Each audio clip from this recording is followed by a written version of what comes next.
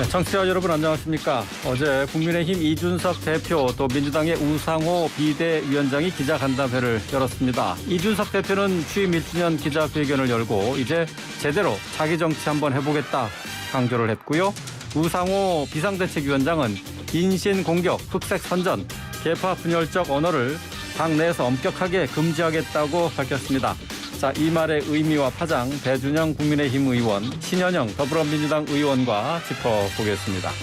기초의회에 입성한 청년 정치인이자 국내 최초의 성소수자 구의원도 만나보는 인터뷰 준비되어 있습니다. 6월 13일 이주연의 뉴스 정면 승부 바로 시작하겠습니다.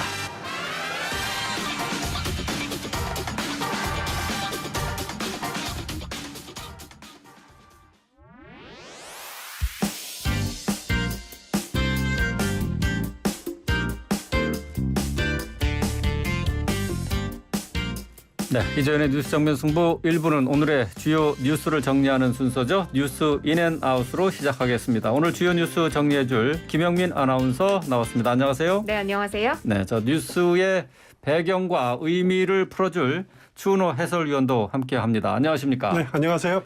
자, 오늘 뉴스 인앤아웃은 첫 번째 아이템으로 국민의힘 민들레 모임과 관련된 내용을 좀 살펴보도록 하죠. 자, 국민의힘 친윤계가 주축이 된 의원 모임으로 이렇게 알려져 있는데, 자, 이 민들레 모임 출범이 좀 주춤하고 있는 모습이네요. 네, 그렇습니다. 민심 들어볼래의 약자 민들레 모임 출범이 더 늦춰질 것으로 보입니다. 원래 오는 15일로 계획이 됐었는데요. 그런데 지금 이 모임을 둘러싸고 사조직이다 아니면 친윤계의 세력화다 같은 논란이 불거지고 있기 때문에 좀 주춤하고 있습니다.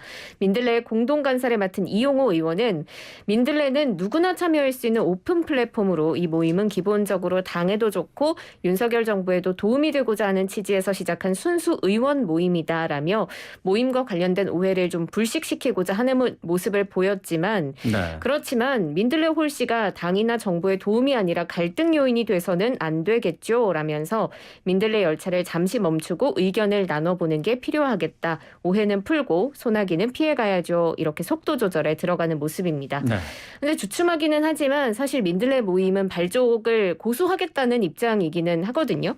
친윤계로 분류되는 한 의원은 향후 모임의 실제 운영을 보면 민심을 전달하겠다는 의도가 증명될 것이다. 이렇게 말하기도 했는데요. 민들레 모임의 향방 어떻게 될지 첫 번째 뉴스인 부탁드릴게요.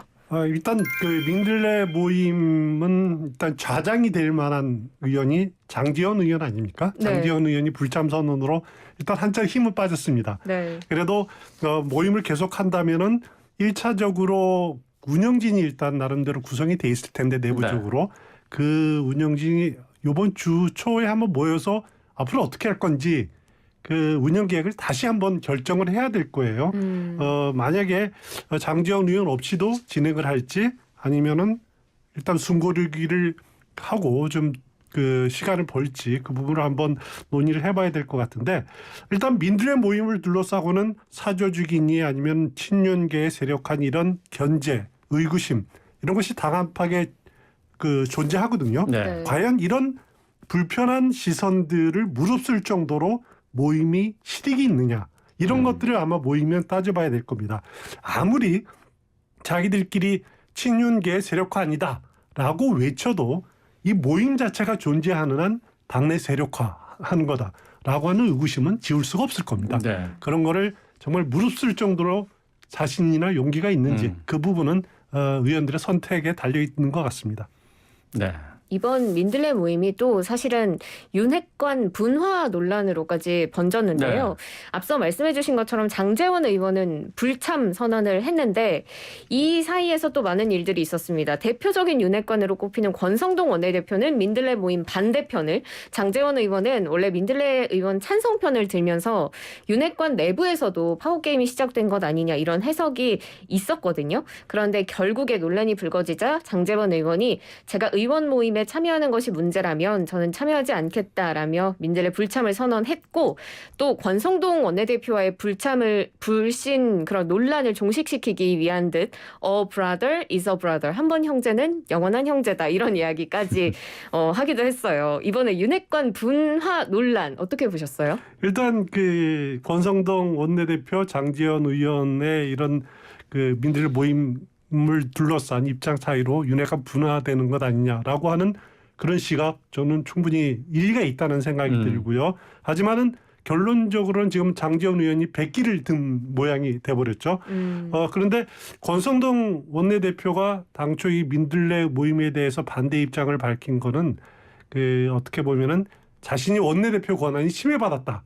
이런 게 느끼는 분위기가 좀 있었던 것 같아요. 예. 원래 이 모임을 주도한 측에서 의원들에게 공문 초안을 이제 이렇게 만들었는데 그 초안에서 이제 삭제되긴 했습니다만은 거기에는 이제 모임 취지를 어떻게 설명했냐면은 당, 정부, 대통령실 간의 정책 정부와 소통을 통한 윤석열 정부 뒷받침 이런 표현이 있습니다. 네. 근데 어떻게 보면은 국민의힘 여당의 정부, 대통령실 간의 소통 채널은 원내대표가 되는 거죠. 그렇죠. 그런데 원내대표를 패싱하고 민들레 모임이 이 소통 채널을 만들겠다? 그거는 권성동 원내대표는 굉장히 불쾌하고 받아들일 수가 없는 거죠.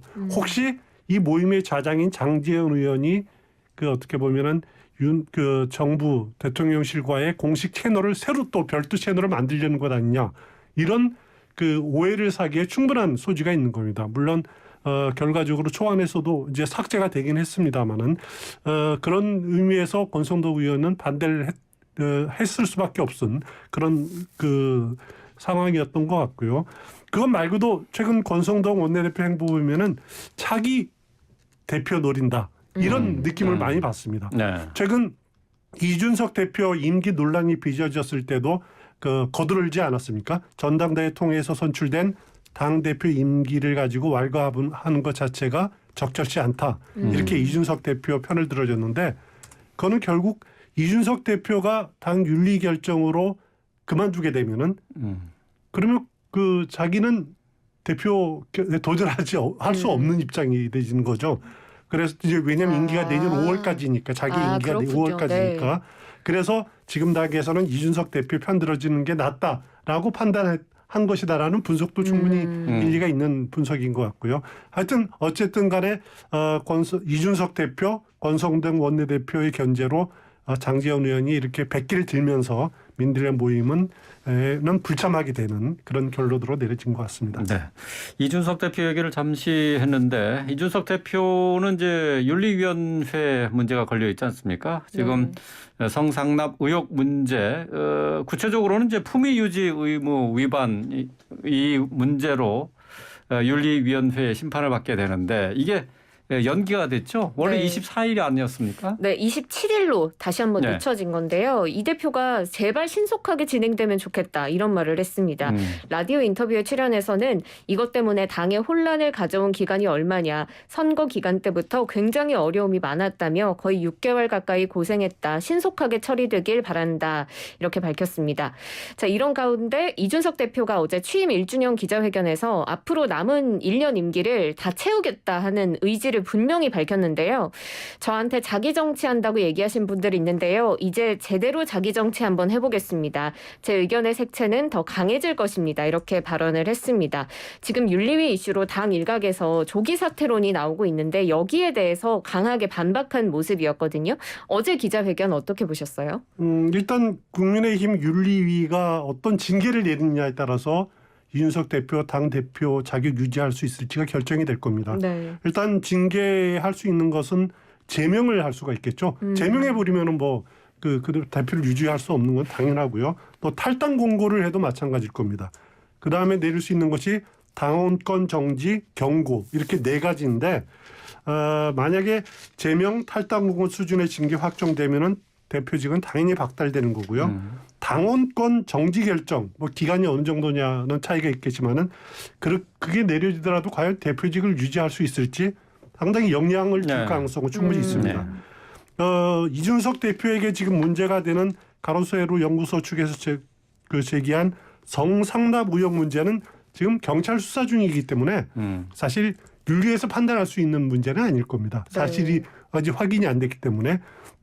다만 문제가 되는 것은 증거인멸 교사 의혹과 관련된 품위 유지 의무를 위반했다라는 건인데 이 부분에 대해서는 가로수로 연구소 측 그리고 그 증거인멸 교사했다는 그 김철근 정무실장 입장이 서로 상반되기 때문에 아직 윤리에서 어떤 판단을 내릴지는 정말 판단 내리기 굉장히 어렵습니다. 그리고 지금 윤리위원장인 이양희 윤리위원장이 지금 외국에 가 있어요. 그래서 계속 늦춰지고 있는 그 회의가 늦춰지고 있는데 그래서 당 윤리위원 개개인들이 어떤 판단을 내릴지 그것도 지금 단계에서는 좀 섣부른 예측하기 섣부른 그런 단계인 것 같습니다. 네. 지금 조금 전에 속보 들어온 게 있어서 좀 전해드리고 이어가도록 하겠습니다. 윤석열 대통령이 조금 전에 국세청장 후보자로 임명이 돼 있는 지명이 돼 있는 김창기 국세청장을 국세청장 임명을 했습니다. 또 하지만 청문회 없이 임명이 된 거죠. 하지만 이제 박순애 또 김승희 이제 박순애 교육부 장관 후보자, 김승희 복지부 장관 후보자는 오늘 임명하지는 않았죠. 물론 뭐 청문회를 거칠 것으로 보이고 좀 또 많이 또 논란이 있기 때문에 이 부분에 대해서는 또 적절한 해명이 있어야 될 것 같은데 지금 일단은 김창기 국세청장 후보자를 국세청장에 임명했다는 소식입니다.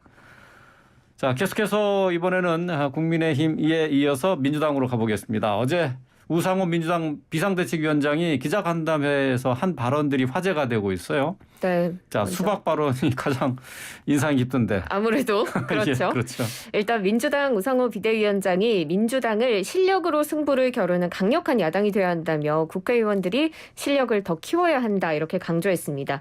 그러면서 당내 갈등 봉합에 지금 방점을 둔 모습인데요. 인신공격, 흑색선전, 계파 분열적 언어를 엄격하게 금지하겠다라고 밝혔습니다. 그러면서 예를 든 게 이제 수박이라는 표현인데요. 수박이라는 단어를 쓰는 분들은 가만히 안 두겠다 이렇게 발언을 했습니다. 수박은 겉은 파란 민주당, 속은 빨간 국민의힘이라는 뜻으로 이재명 상임고문을 지지하지 않는 친문계 정치인을 비난하는 표현인데요. 지금 이 단어를 쓰는 사람은 가만히 안 두겠다라는 건 결국 이 당내 분열, 계파 갈등을 봉합하고 통합으로 나아가는 게 급선무라고 판단한 것 때문인 것 같습니다. 우상호 위원장의 발언 어떻게 보셨어요? 일단 우상호 비대위원장 그 민주당 내 현안들 시원시원하게 정리하는 것 같아요. 네. 본인이 아마 차기 총선 출마 안 하기로 이렇게 선언을 했기 때문에 누구 눈치 볼 것 없다. 네. 그런 것들이 이렇게 시원시원하게 그 정리할 수 있는 그런 장점인 것 같습니다. 지금 단계에서 민주당이 이 우상호 비대위원장 외에 더 나은 카드가 있을까? 저는 개인적으로 쭉 생각을 해왔는데 하여튼 최선의 카드인 것 같아요. 이 우상호 비대위원장의 지금 민주당의 그 문제 두 가지를 집었죠. 말씀하신 대로 당내 강성 팬덤의 문제, 또 하나는 계파 갈등. 이 문제를 두 가지를 집었는데 정확한 진단입니다. 강성 팬덤에 대해서는 자신에게 온 욕설 문자 사례를 언급하기도 했습니다. 네. 자신에게 한 강성당원이 욕설 문자를 보내니까 이렇게 답을 했대요. 자신은 개 뭐가 아닙니다. 그렇게 답장을 하니까 그 욕설을 보낸 강성당원이 앞으로는 안 그러겠습니다라는 반응이 왔다라는 일화를 소개하기도 했는데 진짜 답장을 할 줄은 몰랐나 봐요. 그분이. 그렇습니다. 일단 강성 팬덤 정치에 이렇게 제동을 건 거는 강성 팬덤 정치가 선거 패인으로 분석됐기 때문에 여기에 제동을 걸어서 이걸 청산해야 된다라고 하는 강력한 의지를 밝힌 것으로 생각이 되고요. 수박 논쟁은 단순하게 팬덤 지지층에만 국한되는 것이 아니지 않습니까? 의원들 간에도 지금 벌어지고 있잖아요. 네. 일단 친명계인 김남국 의원 또 정세균 교회 이현욱 의원 간에 수박 논란이 벌어지지 않았습니까? 네. 의원들 간에서도 벌어진 것은 결국 계파 갈등을 나름대로 이렇게 보여지는 노정하는 것이기 때문에 이 문제를 엄하게 다뤄야겠다. 수박이라고 말하는 사람들 가만 안 두겠다라고 하는 것이 더 이상 불필요한 소모적인 계파 갈등 하지 마라라고 하는 강력한 경고 메시지다. 이렇게 보시면 될 것 같습니다. 그리고 우상호 비대위원장이 지금 민형배 무소속 의원 꼼수 탈당 논란이 있었잖아요. 이 의원의 복당을 요청할 것인지에 대해서 묻는 질문에는 그럴 계획이 없다고 답했거든요.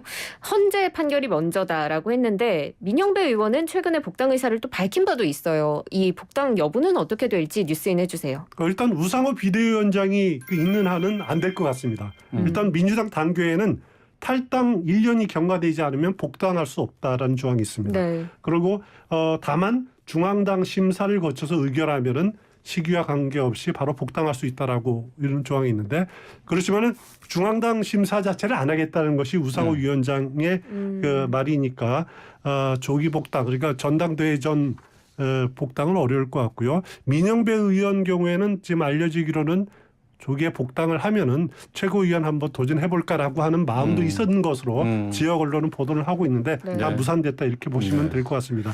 지금 당장 헌법재판소에서 권한쟁의 심판 전당대회 전에 날 가능성 저는 별로 희박하다고 봅니다. 그러니까 무산이라고 보시면 될 것 같습니다. 거꾸로 얘기하면은 현재 이제 권한쟁의 심판이 결정이 나오면은 민영배 의원의 복당도 이루어질 것이다 이렇게 얘기를 할 수 있겠네요. 그렇습니다. 그리고 만약에 차기 8월 전당대회에 선출된 차기 대표가 화합 차원에서 그때는 또 다른 그 복당을 요구하는 조치를 취할 수는 있을 것 같습니다. 네. 오늘 우상호 비대위원장을 필두로 해서 민주당의 비대위가 첫 공식 회의를 열었죠. 네, 그렇습니다. 오늘 오전에 국립서울현충원 방문을 시작으로 일정을 시작했고요. 그 이후에 바로 국회로 이동해서 첫 비상대책위원 회의를 가졌습니다. 당장 8월에 전당대회를 위해서 전당대회 준비위원회 구성 등을 논의했고 전당대회 준비위원회 위원장에는 4선의 안규백 의원, 전당대회 선거관리위원회 위원장에는 3선의 도종한 의원이 위촉됐습니다. 두 의원 모두 개파 색깔이 좀 였다는 평가를 받는데요. 두 의원의 인선은 어떻게 보셨습니까? 일단 안규백 의원은 이제 정세균계입니다. 네. 정세균계고 도종환 의원 경우에는 친문계죠. 친문계고 이제 문체부 장관도 거치지 않았습니까? 네.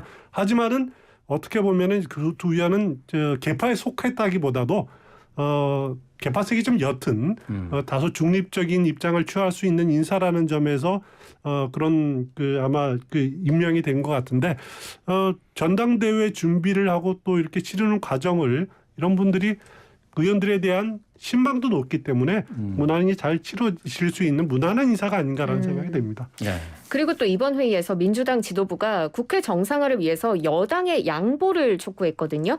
전국을 푸는 책임은 여당의 양보안에서 출발하는 것이라며 야당도 국정 운영의 한 축으로 협력하겠지만 여당이 먼저 양보안을 내놔야 한다 이렇게 촉구했습니다.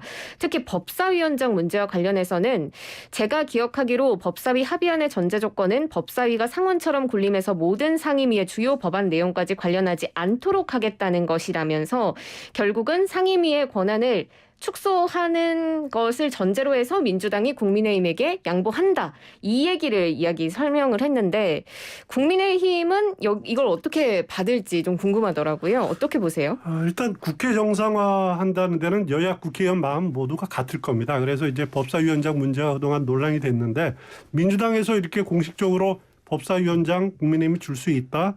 단 법사위원회의 상원 역할을 없애는 박탈하면은 가능하다라고 이렇게 어떻게 보면은 나름대로 융통성 있게 이렇게 네. 제안을 한 거기 때문에 국민의힘도 법사위원회의 그 기능을 어떻게 수정할지 여부를 좀 조정이 가능할 수 있을 것 같아요. 체계 자구심사 권한이라고 전에 표현을 네. 했었는데 네. 그 부분은 예를 들어서 이제 심사 범위 외에 질의를 못하게 한다라든가 이렇게 제한을 두면 가능한 부분들인데 오늘 이렇게 민주당의 입장을 보면은 그동안 민주당이 법사위원장에 집착하는 것이 어떻게 보면은 탄핵 심판 혹시 벌어지면은 이제 검사역을 맡는 소추위원이라 그러죠. 그거를 법사위원장이 하거든요. 지난 박근혜 전 대통령에 대한 탄핵 소추 때 소추위원이 권성동 법사위원장이죠. 네. 당시 이를 맡았었는데 국민의힘은 이제 그런 경험 때문에 민주당이 지금 이제 원내 다수석을 차지해서 윤석열 대통령 탄핵은 추진하기는 어렵지만은 만약에 한동훈 법무장관에 대한 탄핵은 가능하거든요. 만약에 이제 중수처 법안을 이제 입법 과정에서 법률 위반했다라고 탄핵을 했을 경우는 민주당 단독으로도 가능합니다. 제적 과반이 있으면 되기 때문에 그러면은 소추위원장 자리를 법사위원장이 가지는데 그거를 자기들이 갖겠다라고 하는 것 때문에 고집하는 것 아니냐라고 하는 분석도 많이 있었는데 그런 것이 실익이 없다라는 판단을 내렸기 때문에 법사위원장을 내줄 수도 있다로 입장 전환을 한 것이 아니냐 이렇게 볼 수도 있는 대목입니다. 자, 마지막 아이템으로 백운규 전 산자부 장관 구속영장 청구한 내용과 관련된 얘기를 좀 정리해 볼까요? 문정부에서 산자부 블랙리스트 의혹이 지금 불거져서 수사가 한창 진행 중인데 구속영장을 청구했네요. 네, 그렇습니다. 직권남용 권리행사 방해 혐의로 구속영장을 청구했습니다. 일단 산업부 블랙리스트 의혹에 대한 배경 지식이 좀 필요하고요. 그리고 백 전 장관이 구속이 되면 이게 청와대 윗선과의 의혹 수사가 이어지면서 수사가 좀 본격화될 것으로 보이는데 어떻게 될 것으로 전망하시나요? 일단 그 산업부 블랙리스트 의혹 이거는 지난번에 이미 구속이 됐던 환경부 블랙리스트 사건 똑같은 겁니다. 그때 김은경 전 장관도 대법원에서 유죄 확정 판결을 받지 않았습니까? 그렇죠. 백운규 전 장관도 문재인 정부 탈원전 기조와 발맞추기 위해서 박근혜 정부에서 임명된 공공기관장 그 물갈이하고자 사퇴를 강요한 겁니다. 당초 2019년에 자유한국당이 고발한 사건에서 시작이 됐는데 산자부가 한국전력산업발전소 사장 4명에게 사표를 종용했다. 그래서 일괄 사퇴시켰다라고 하는 고소 사건에서 시작이 된 건데 그동안 검찰 수사가 지지부진하게 끌다가 앞서 말씀드린 환경부 블랙리스트 사건이 올 1월에 대법원 확정 판결 유죄 판결이 납니다. 그러면서 속도가 붙어진 거고요. 백운규 전 장관의 구속 여부는 뭐 법원이 판단할 문제지만은 앞으로 과연 어디까지 수사가 확대되느냐입니다. 임종석 전 청와대 비서실장, 조국 전 민정수석으로도 확대될 가능성 충분히 있어 보입니다. 예, 알겠습니다. 오늘 주요 뉴스 정리한 뉴스 인앤아웃 여기서 정리하겠습니다. 김영민 아나운서, 주은호 해설위원과 함께했습니다. 고맙습니다. 고맙습니다. 고용노동부와 한국산업인력공단은 저탄소 경제 전환에 따른 기업의 사업 전환과 근로자의 직무 전환을 지원하는 산업전환 공동훈련센터를 운영하고 있습니다. 국가인적자원개발 컨소시엄은 기업의 신성장 동력 창출과 근로자 고용 안전망 강화를 위해 앞장서겠습니다. 모두가 자연을 볼 때 프롬바이오는 자연 속의 숨은 힘을 찾아냅니다. 건강을 약속하는 좋은 원료의 힘. 바이오와 의학을 혁신하는 힘, 우리 삶의 질을 높이는 힘까지. 자연이 건강이 되는 기술, 프롬바이오. 하나만 기억해요. 1522 앞번호도 뒷번호도 1522 대리운전 1522 1522 1522 하나만 기억해요. 1522 대리운전 1522 당신의 출근길에도 당신의 행복한 일상 속에도 당신의 발걸음이 닿는 모든 길에 88 콘크리트가 함께 있습니다. 대한민국의 길을 만들어갑니다. 보도블록, 경계블록은 88 콘크리트. 복잡한 산업안전 한 번에 해결할 수는 없을까? 아, 가스부터 화재까지 모든 안전 지키는 가스트론. 독보적인 기술 신뢰받는 이유 가스트론 함께하는 안전한 세상 산업 현장 어디서든 가스트론. 네, 이전의 뉴스 정면 승부 1부 여기서 마칩니다. 6시 뉴스 듣고 2부 돌아오겠습니다. 아, 지친다. 바다로 놀러 가고 싶은데. 와, 가면 되지. 바다 가가 요트 타자. 갯벌서 바지락 캐기 체험도 하고 줘. 너를 배경으로 걸으면 무드도 쫙살 나거이. 요새는 서핑도 많이 타더래요. 도대체 그 바다가 어디죠? 그 바다 바로 경기바다. 갯벌 체험부터 서핑, 요트, 황홀한 낙조까지 당신 곁에 가까이. 이젠 바다도 경기바다. 경기바다 여행주간 7월 9일부터 17일까지. 경기바다로 놀러 가요. 삼다수와 함께하는 YTN 캠페인. 우리도 자연도 생각한다면 오직 제주에서만 만날 수 있는 360여 개의 오름, 사계절 내내 아름다운 경관으로 세계적인 명소가 되었죠. 하지만 일부 관광객들의 부주의로 식물 생태계가 훼손되는 일이 종종 일어난다고 합니다. 이러한 이유로 제주에서는 오름 스스로 회복할 수 있도록 자연 휴식제를 갖고 있는데요. 제주의 아름다운 오름을 있는 그대로 지키기 위해선 우리 모두가 더 소중히 대하는 자세가 필요할 것 같습니다. 이 캠페인은 제주 삼다소와 YTN 라디오가 함께합니다. YTN 라디오 나누면 행복한 라디오쇼. 우리가 아이를 구하면 아이가 세상을 구합니다. 안녕하세요. YTN 앵커 안보라입니다. 오늘 여러분이 구해줄 아이는 9살 미나입니다. 미나는 오늘도 아기처럼 방 안에 누워 있습니다. 뭐 뒤집지기도 않고 뭐 개월 정도 내변 그 장애를 받았어요. 사지를 비트는 미나를 안아올리는 엄마의 온몸에 땀이 줄줄 흘러내립니다. 몸이 또 틀어지고 이런데 강직이 와서 내 굳는다더라고요.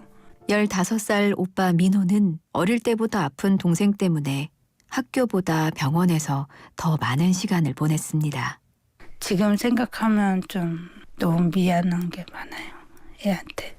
훌쩍 큰 아들의 식비조차 감당할 수 없는 상황에 엄마는 미안할 뿐입니다. 어른들도 그러는데 못 먹게 해도 배고프잖아요. 그래 갈수록 이렇게 너무 힘들더라고. 민호를 생각하면 가슴이 아프지만 엄마는 하루 종일 누워 있어야 하는 미나가 먼저 눈에 밟힙니다. 건강하게 못 해주는 게 너무 나 때문인 것 같기도 하고 마음이 아파요. 다른 데 엄마를 태어났으면 막 걸어 다닐 수도 있고 누워만 있으니까. 이렇게 어려운 상황이지만 엄마는 미나의 웃음에 기대어 힘겨운 오늘을 견뎌냅니다. 저런 사진처럼 밝은 모습, 엄마 소리도 듣고 싶고 같이 손잡고 다니기도 싶고. 여러분의 전화 한 통으로 미나의 가족은 오늘보다 더 나은 내일을 꿈꿀 수 있습니다. 후원 전화 1899-7326, 1899-7326. 이 프로그램은 YTN 라디오와 세이브 더 칠드런이 함께합니다. 지금 시각은 5시 57분입니다. YTN News FM. 삼성과 함께하는 57분 날씨와 교통정보입니다. 오늘 전국이 구름 많은 가운데 하늘 표정이 종일 흐린데요. 오늘 저녁까지 경기 북과 강원도, 충남, 전북, 서해안을 중심으로는 소나기가 지나가겠습니다. 이번 주말까지는 내륙 곳곳에 국지적으로 소나기가 내릴 가능성이 있겠는데요. 나가실 때 우산을 좀 잘 챙겨주시기 바랍니다. 내일 아침 기온은 서울 18도 선에 출발해서 낮 기온 28도로 오늘과 비슷하겠습니다. 이번 주는 전국이 구름 많은 가운데 소나기 소식이 잦을 것으로 예상됩니다. 이 시각 올림픽대로 따라 지금 퇴근길 정체가 많이 늘어나 있는 상황인데요. 우선 김포 방향 영동대교에서 성수대교 구간 1차로에서 승용차 관련 사고가 발생해서 지금 처리 중입니다. 이후 동호대교부터 지금 가양대교 남단까지 길게 밀리고 있는데 42분 정도가 소요되고 있습니다.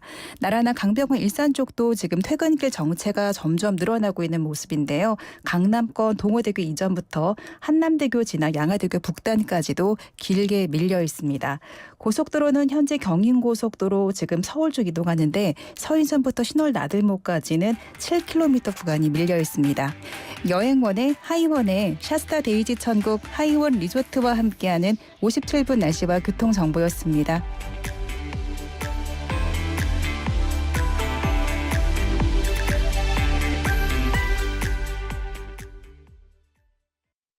내가 왕이 될 상인가? 아닙니다. 저거든요. 왕은 접니다. 저. 뉴스킥. 박지원입니다. 뉴스킥. 박지원입니다. 평일 오전 7시 15분. 박지원입니다. 내가 왕이로소이다. FM 94.5MHz YTN 뉴스 FM입니다. HLQV.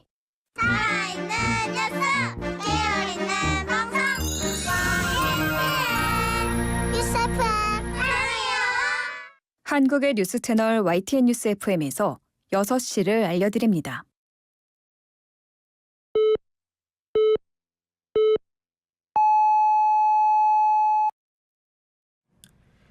YTN 뉴스 FM 6시 뉴스입니다. 이 시간은 동아일보 제휴입니다. 윤석열 대통령은 북한의 방사포 발사에도 영화 관람을 한 데 대해 방사포는 미사일에 준하는 것이라고 보지 않기 때문에 거기에 필요한 대응을 했다고 밝혔습니다. 윤 대통령은 오늘 출근길에 기자들과 만나 북한의 오전 방사포 도발이 밤늦게 알려져 대통령 일정과 맞물려 의구심이 있다는 지적에 의구심 가질 것까지 없다면서 이같이 대답했습니다.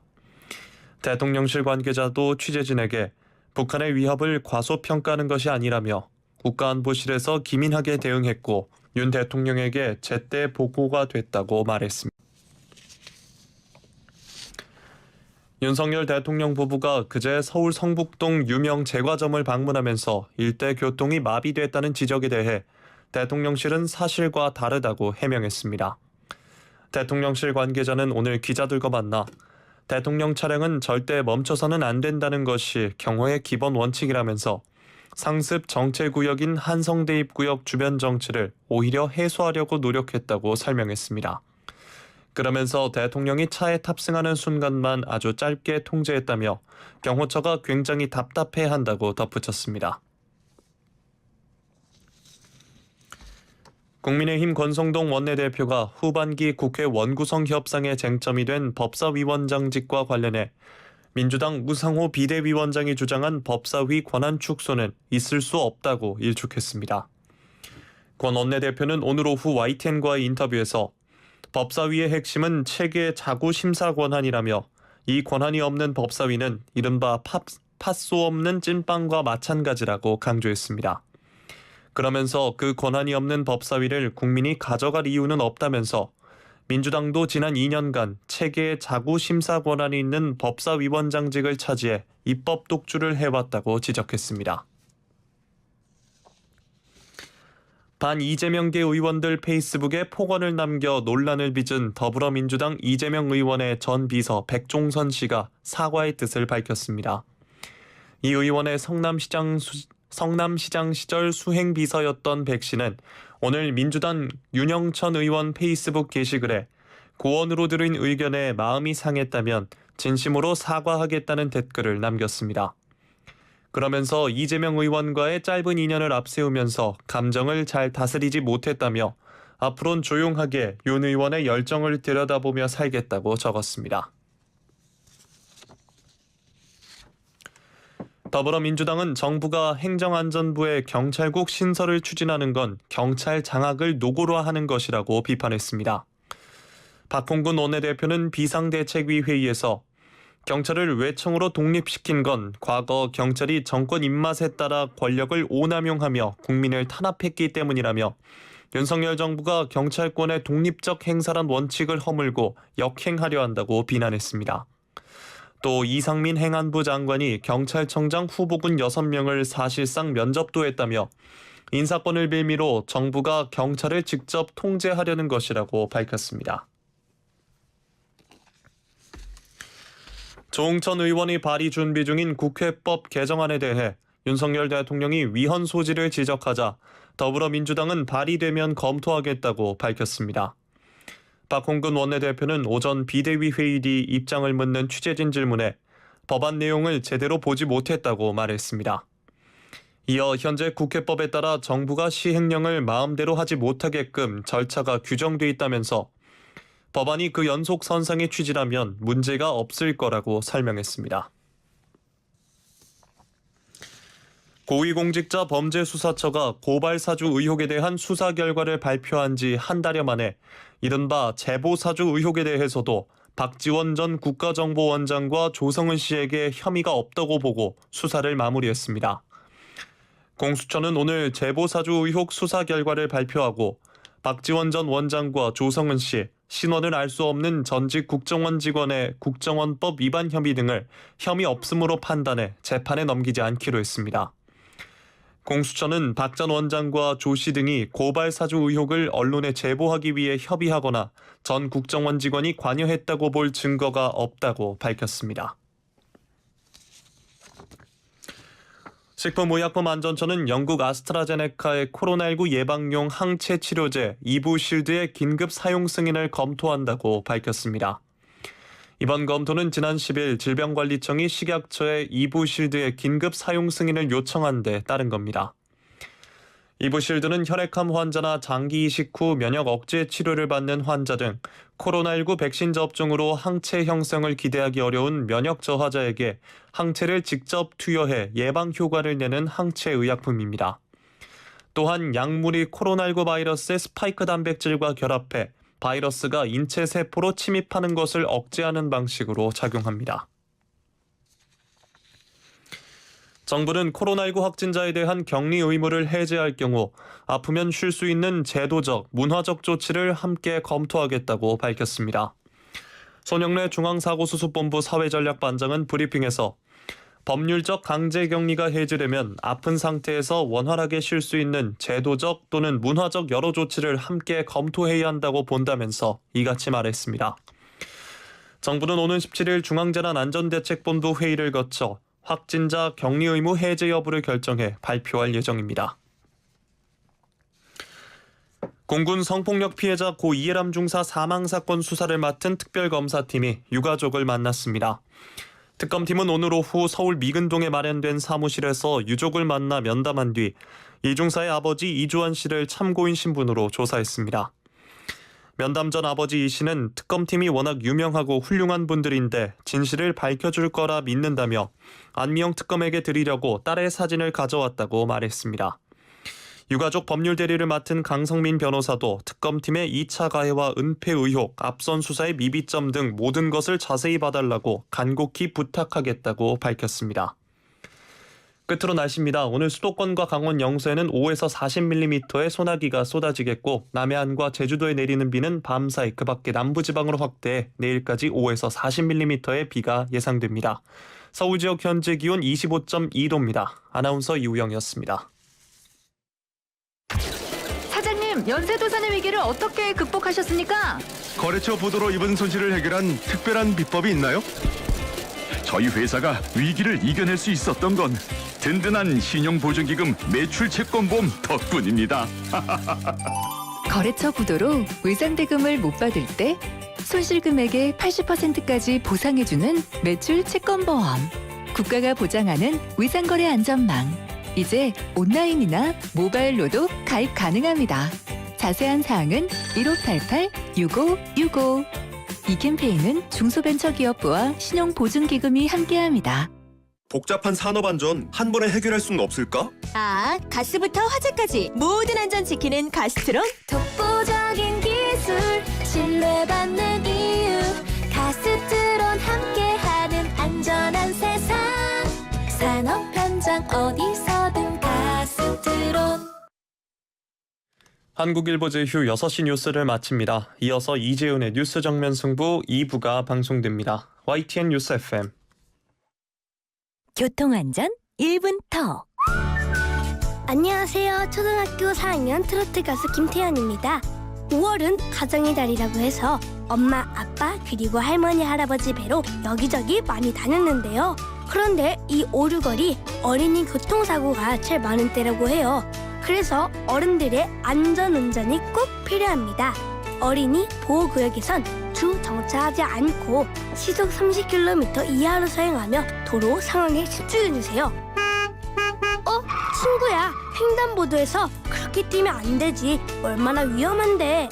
우리 어린이들은 횡단보도를 건너기 전 차가 모두 멈췄는지 꼭 확인하고 갈게요. 어른들도 어린이들도 안전한 속도로 약속! 교통안전 1분 톡.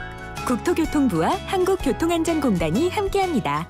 속도를 줄이면 사람이 보입니다. 우리 학교는 지구를 지켜요. 햇빛을 이용해서 전기를 만들고 빗물을 모아 텃밭에 물도 줘요. 언제 어디서나 빵빵하게 터지는 와이파이 스마트 학교죠. 푸른 숲, 상쾌한 공기 속에서 뛰어놀고요. 새로운 공간에서 우리의 꿈을 만들어요. 선생님과 함께 우리의 미래를 얘기해요. 그런데 너 어느 학교 다녀? 네? 저는 그린 스마트 미래 학교에 다녀요. 학교를 바꾸고 지구를 지킵니다. 그린 스마트 미래학교 경기도 교육청이 함께합니다.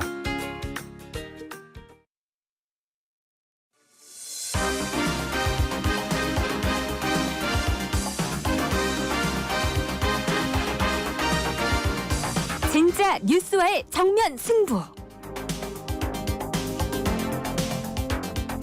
네, YTN 라디오 이재현의 뉴스 정면 승부 2부 시작합니다. 2부에는 정면 인터뷰 순서로 진행하는데요. 이번 지방선거에서 우리나라 최초의 성소수자 구의원이 탄생했는데 잠시 뒤에 만나보겠습니다. 광고 듣고 오겠습니다.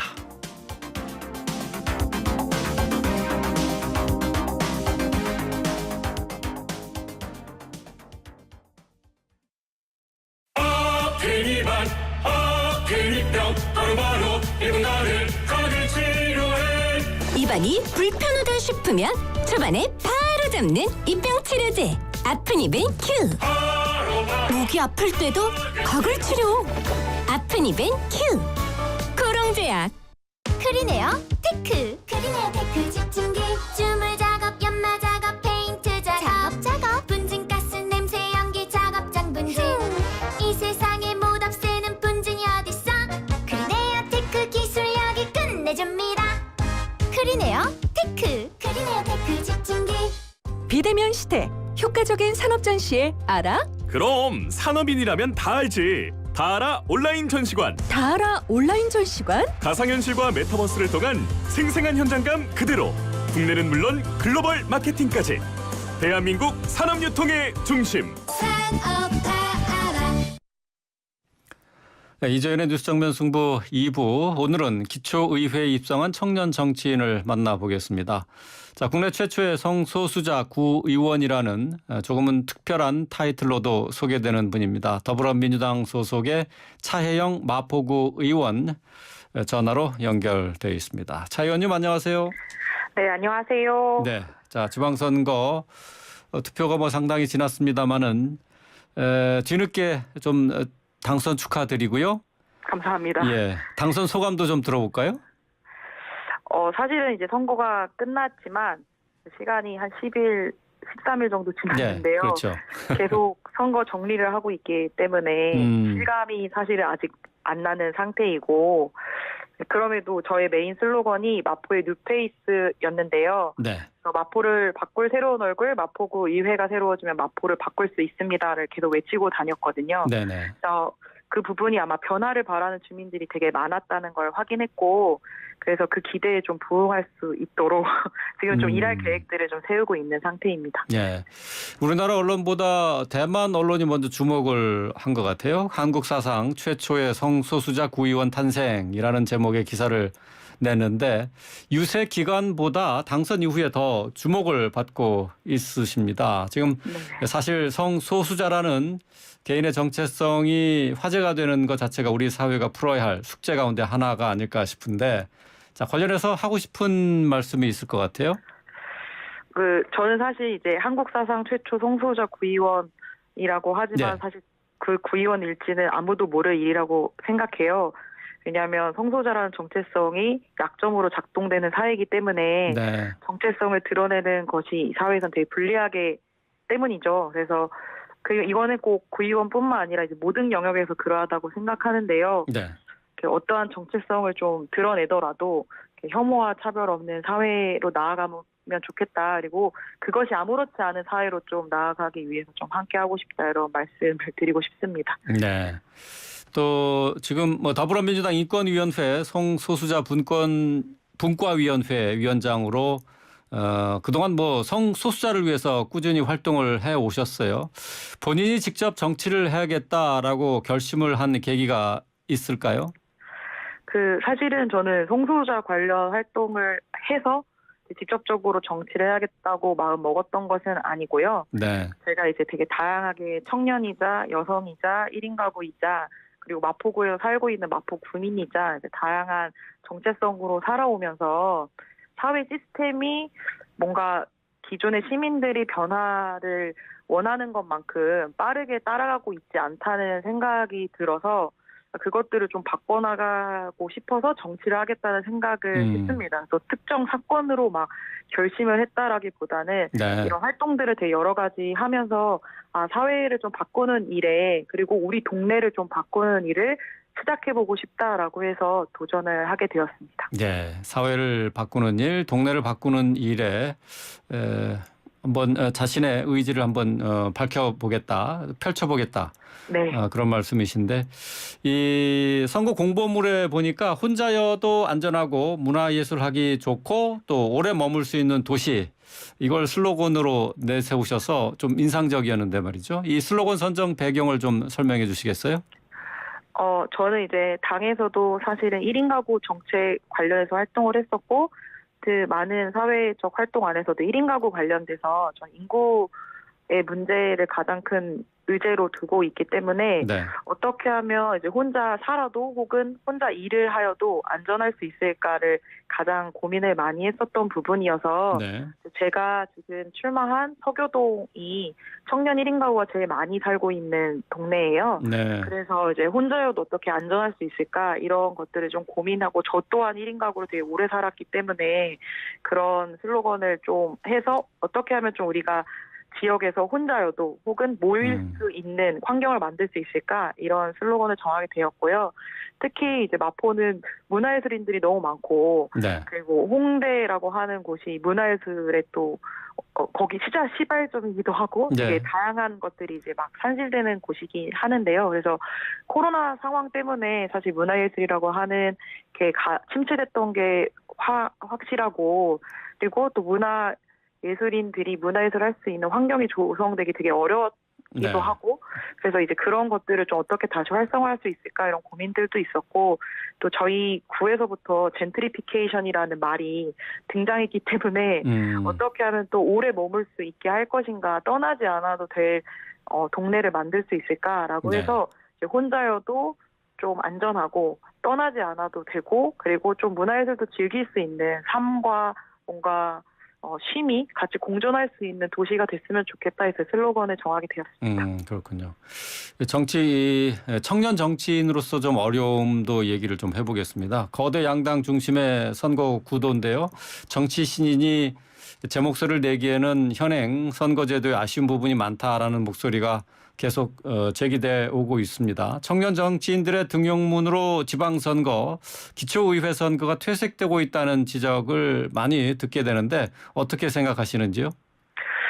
저는 이제 요즘 이제 회사도 그렇고요. 경력직 같은 신입을 되게 많이 원하시는 것 같아요. 네. 그래서 이제 경력과 실력을 사실 청년 정치인들이 어디서 쌓아야 되는지라고 보면 저는 주민들의 목소리를 가장 곁에서 들을 수 있고 그리고 가장 변화를 빠르게 낼 수 있는 기초의원들이 그런 것들을 배우는 곳이자 그리고 그런 일들을 해내는 것이라고 생각을 합니다. 네. 그래서 어떻게 하면 또 지역에서 변화를 또 만들어낼 수 있을지 하는 이 성장할 수 있는 시스템 그리고 그것을 해낼 수 있게 하는 것들을 어떻게 보완해야 될까로 생각을 하고 있고 당연히 저는 더 많은 청년 정치인들이 지방선거에 출마를 해야 된다고 생각하고 있고 네. 그 목소리를 근데 잘 낼 수 있게 지역에서 정말 어떤 변화를 바꾸고 싶은지 그리고 어떤 걸 문제라고 생각해서 문제를 해결하고 싶은지 그걸 잘 드러낼 수 있는 방식으로 선거가 치러졌으면 좋겠다는 생각을 하고 있습니다. 네. 그러기 위해서 선거제도의 문제점, 현재 선거제도의 문제점은 어디에 있다고 보세요? 저는 이제 여러 가지 부분들이 있기는 한데요. 네. 당에서부터 시작되는 공천에 대한 부분들도 있고 사실 이게 선거 제도도 제도지만 되게 다양한 것들이 작동되고 있다고 생각해요. 그래서 여러 가지 부분으로서 이것들을 바라보고 해결해 나가야 된다고 보고 있습니다. 예, 알겠습니다. 자, 차별금지법이 논의가 된 지 20년이 지났습니다. 계류 법안만 4개에 달하는데요. 정의당의 장혜영 의원 같은 경우 이제 성소수자 인권 관련 내용 등을 포함한 차별금지법이 연내에 통과돼야 된다라고 주장하고 있습니다. 차별금지법 왜 필요한 건지 좀 설명해 주실까요? 네, 이제 저희 당에서도 그 의원님 세 분께서 이제 법안을 같이 내셨는데요. 네. 차별을 하지 말아야 한다는 건 저는 모든 국민이 다 알고 있는 것 같습니다. 네. 모두 차별하지 말아야 된다는 것들은 이미 배워온 사실이기도 하고요. 근데 이제 이 포괄적 차별금지법이 필요한 건 지금 있는 개별적 차별금지법으로는 지금 각종 차별들을 차별이라고 명명하기도 어렵고 이제 통합적으로 다룰 수 없고 실질적으로 이제 차별이라고 하는 상황이 발생됐을 때 있는 피해라고 하는 걸 구제하기 어렵기 어렵기 때문에 기존에 있는 법들이 그래서 꼭 필요한 법이라고 생각을 하고요. 차별금지법은 정말로 차별이 무엇인지 사람들 사이에서 그걸 명확하게 하는 법이라고 생각하고 네. 차별 행위를 국가기관에 신고하거나 시정할 수 있도록 하는 것 그리고 경우에 따라서는 개인이 손해배상 소송을 할 수 있게 하는 근거가 되는 법이기 때문에 필요한 네. 법이라고 예. 생각하고 있습니다. 예. 차별금지 대전제에 대해서는 동의는 하지만은 차별금지법 내용을 놓고 반대의 목소리가 계속 나오고 있잖아요. 네. 표현의 자유를 억압한다는 얘기도 있고 가족과 공동체를 해체한다. 사회 기초인 가정 파괴를 우려하는 목소리도 있습니다. 여기에 대해서는 어떻게 생각하세요?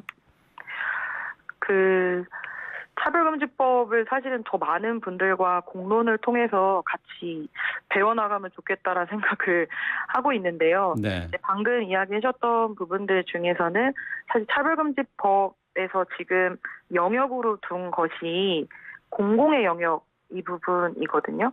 그래서 고용이나 교육이나 재화, 용역, 행정 서비스에서 사실은 일하고 싶은 부분에 있어서 일하지 못하게 되는 상황이 발생된다던가 네. 교육을 받고 싶은데 성소수자라는 이유로 교육을 받지 못한다던가 혹은 이건 성소수자뿐만 아니라 여러 가지 차별 금지법 안에 있는 다양한 영역 부분 안에서도 마찬가지고요. 네. 그래서 사실 어떻게 하면 공공의 서비스를 받는 국민의 입장으로서 차별받지 않을 것인가 이건 특히 어떤 특정 정체성을 가진 소수자만의 문제가 아니라 국민들 모두가 공공 영역에서는 차별받지 않아야 하니까 이 부분은 있다고 보고 있고요. 네. 그리고 이게 가족을 해체한다던가 이런다기보다는 제가 아까 말씀드린 것처럼 저는 이제 인구 문제에 대해서 가장 고민을 많이 하고 있는데 저출생 문제라던가 네. 혹은 1인 가구가 증가하는 것은 사실 문제가 아니라 이제 사회적 현실이 됐잖아요. 네.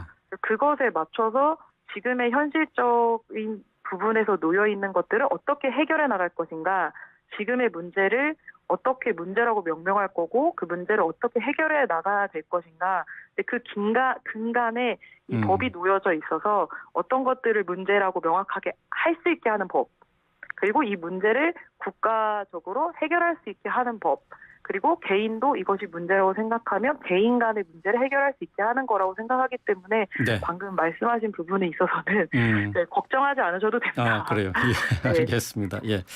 공공의 영역, 특히 직업이나 교육 이런 데서 차별이 없어야 된다. 여기에 동의하지 않는 분은 없을 것 같은데요. 네. 예, 알겠습니다. 자, 마지막으로 마포구 주민들 특히 이제 지금 당선이 된 지역이 서교동 쪽인가요? 네, 서교동과 망원 1동이고요. 예. 홍대 입구역, 그래서 홍대라고 불리는 그 사람들이 생각하는 그 곳입니다. 예. 젊은이들이 주로 많이 네. 시간을 보내는 곳이 되겠네요. 네. 이곳 주민들에게 각오의 말씀을 마지막으로 좀 짧게 들어보고 마무리하겠습니다. 네, 사실 제가 의원으로는 지금 아무 활동도 하지 않았는데 다른 부분으로 미디어에 굉장히 많이 드러나서 예. 송구하다는 말씀 우선 드리고 예.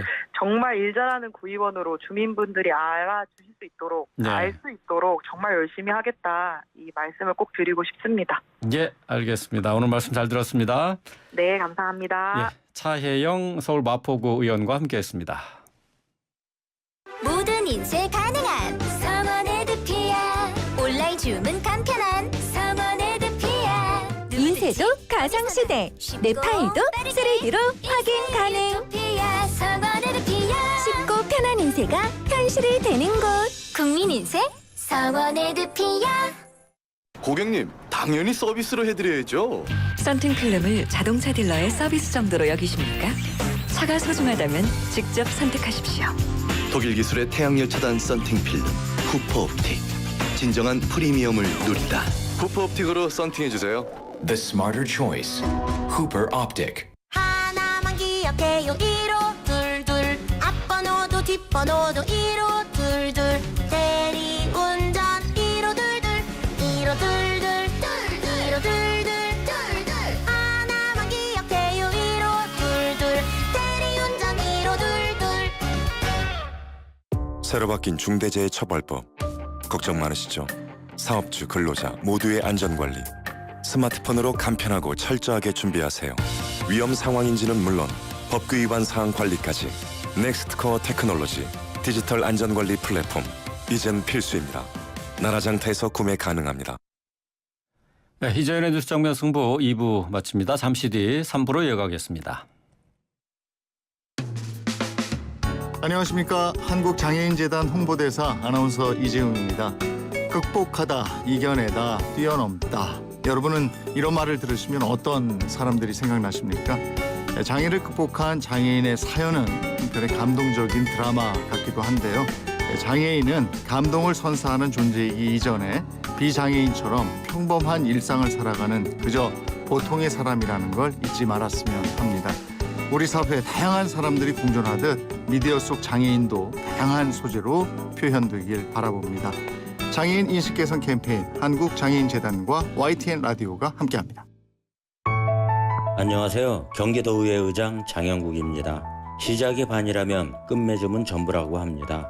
동양 고전인 시경에는 처음이 있지 않는 것은 없지만 끝이 있는 것은 적다는 말로 마무리의 중요성을 강조합니다.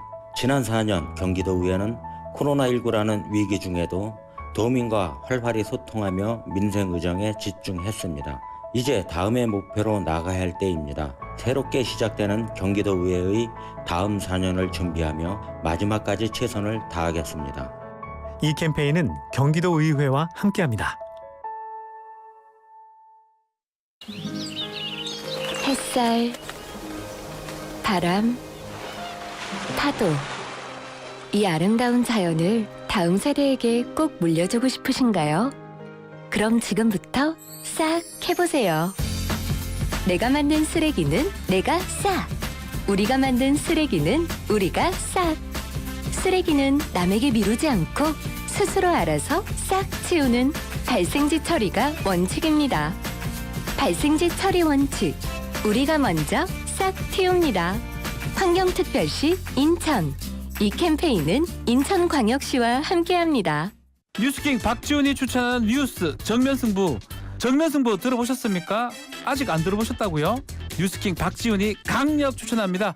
평일 오후 5시 30분 여러분의 지루한 퇴근길 이재훈 앵커가 뜨거운 이슈로 여러분과 함께합니다. 정면승부 많은 사랑 부탁합니다. 꼭 봐줘 있어.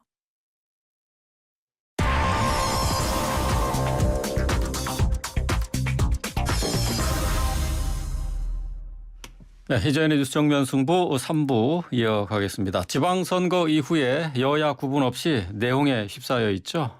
국민의힘, 민주당 이 두 당의 진통 어떻게 헤쳐나갈지 잠시 뒤 여야 의원과 함께 얘기 나눠보겠습니다. 광고 듣고 오겠습니다. 어디까지 가시나요? 살아서 장까지요. 혹시 닥터 캡슐 천? 살아서 간다 장까지 간다. 1000배 더 강력해진 유산균 생존율로 살아서 장까지 닥터 캡슐. 닥터 캡슐. 자세한 내용은 홈페이지 참조. 온 가족 무좀 고민엔 티어실 원스. 아빠 무좀, 엄마 무좀, 아들 무좀, 따님 무좀. 티어실 원스. 달라버려 티나는 무좀, 티 안 나는 무좀. 무좀이 고민일 때 송가인이 추천하는 무좀약 달라버려 티어실 원스. 3일제약. 사장님, 연쇄도산의 위기를 어떻게 극복하셨습니까? 거래처 보도로 이번 손실을 해결한 특별한 비법이 있나요? 저희 회사가 위기를 이겨낼 수 있었던 건 든든한 신용보증기금 매출채권보험 덕분입니다. 거래처 부도로 외상대금을 못 받을 때 손실금액의 80%까지 보상해주는 매출 채권보험. 국가가 보장하는 외상거래 안전망. 이제 온라인이나 모바일로도 가입 가능합니다. 자세한 사항은 1588-6565. 이 캠페인은 중소벤처기업부와 신용보증기금이 함께합니다.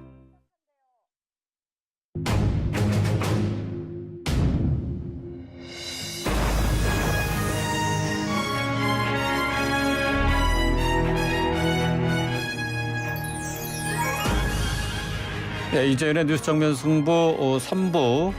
오늘은 고퀄리티 정치 토크죠. 여기도 정면 승부로 시작하겠습니다. 함께 해주실 두 분 소개합니다. 배준영 국민의힘 의원 또 신현영 더불어민주당 의원과 함께합니다. 두 의원님 안녕하십니까? 네, 안녕하세요. 네. 자, 먼저 이준석 국민의힘 대표 어제 취임 1주년 기자간담회를 열었습니다. 지난 1년 성공적이었다 이렇게 자평을 했는데요. 자, 연이은 큰 선거를 승리로 이끈 당대표의 자신감이 묻어나 보이는 그런 모습이었습니다. 두 분의 평가를 좀 차례로 들어보겠습니다. 먼저 배준영 의원부터 해주시겠어요? 예. 제가 거리 지나다가 본 광고 중에 그 인상 깊었던 광고가 병원 광고인데요. 네. 그 결과가 좋은 병원입니다. 그런데 이것이 뭐 똑같이 적용되는 것이 바로 정당의 선거인 것 같은데 바로 이 결과가 좋은 선거 아니겠습니까? 네. 그래서 정당의 제일 중요한 목표는 선거 승리라는 거는 상식이고 그리고 정당의 대표를 맡는 동안에 대선과 지방선거를 연이어 승리한 것은 그 성공적이라고 말하지 않을 수 없고요. 네. 사실 저희 국민의힘은 김종인 비대위서부터 차근차근 준비를 해왔습니다. 그래서 뭐 당명 변경도 하고 정강 정책도 바꾸고 또 저희가 호남 동행도 하면서 여러 가지 준비를 했고 그 1년을 또 이어받아서 이준석 대표가 이제 두 선거에서 승리를 했는데 제가 그 이준석 대표의 1주년 기자간담회 이렇게 지금 이걸 보고 있는데 보니까 무기를 녹여서 농기구를 만들어야 한다라는 대목에서 저는 공감하고요. 그래서 저희는 지난 1년간 당내외 그 선거 승리를 이제 치열한 투쟁의 시기로 이루었다고 그러면은 이제는 남은 1년은 당내 안정과 윤석열 정부의 성공을 위해서 협치를 해야 된다. 그런 생각을 하고 있습니다. 네. 자, 신현영 의원님, 뭐 상대당 당대표에 대한 얘기라서 조금 불편하실지 모르겠습니다만 솔직하게 좀 평가를 해 주시죠. 예, 뭐 아까 배 의원께서 병원을 빗대어서 말씀하셨으니까 저도 말씀을 드리겠는데요. 결과가 좋아야 좋은 병원이다. 라는 말은 사실 수술이 잘 돼도 수술 이후에 몸 안에서 수술 부위가 썩거나 고름이 차면은 그거는 좋은 결과라고 말할 수가 없는 것이죠. 다시 수술 부위를 열어야 되는 상황입니다. 그것처럼 물론 지금 3번의 선거 승리를 통해서 이준석 당대표가 자신감을 가질만 하죠.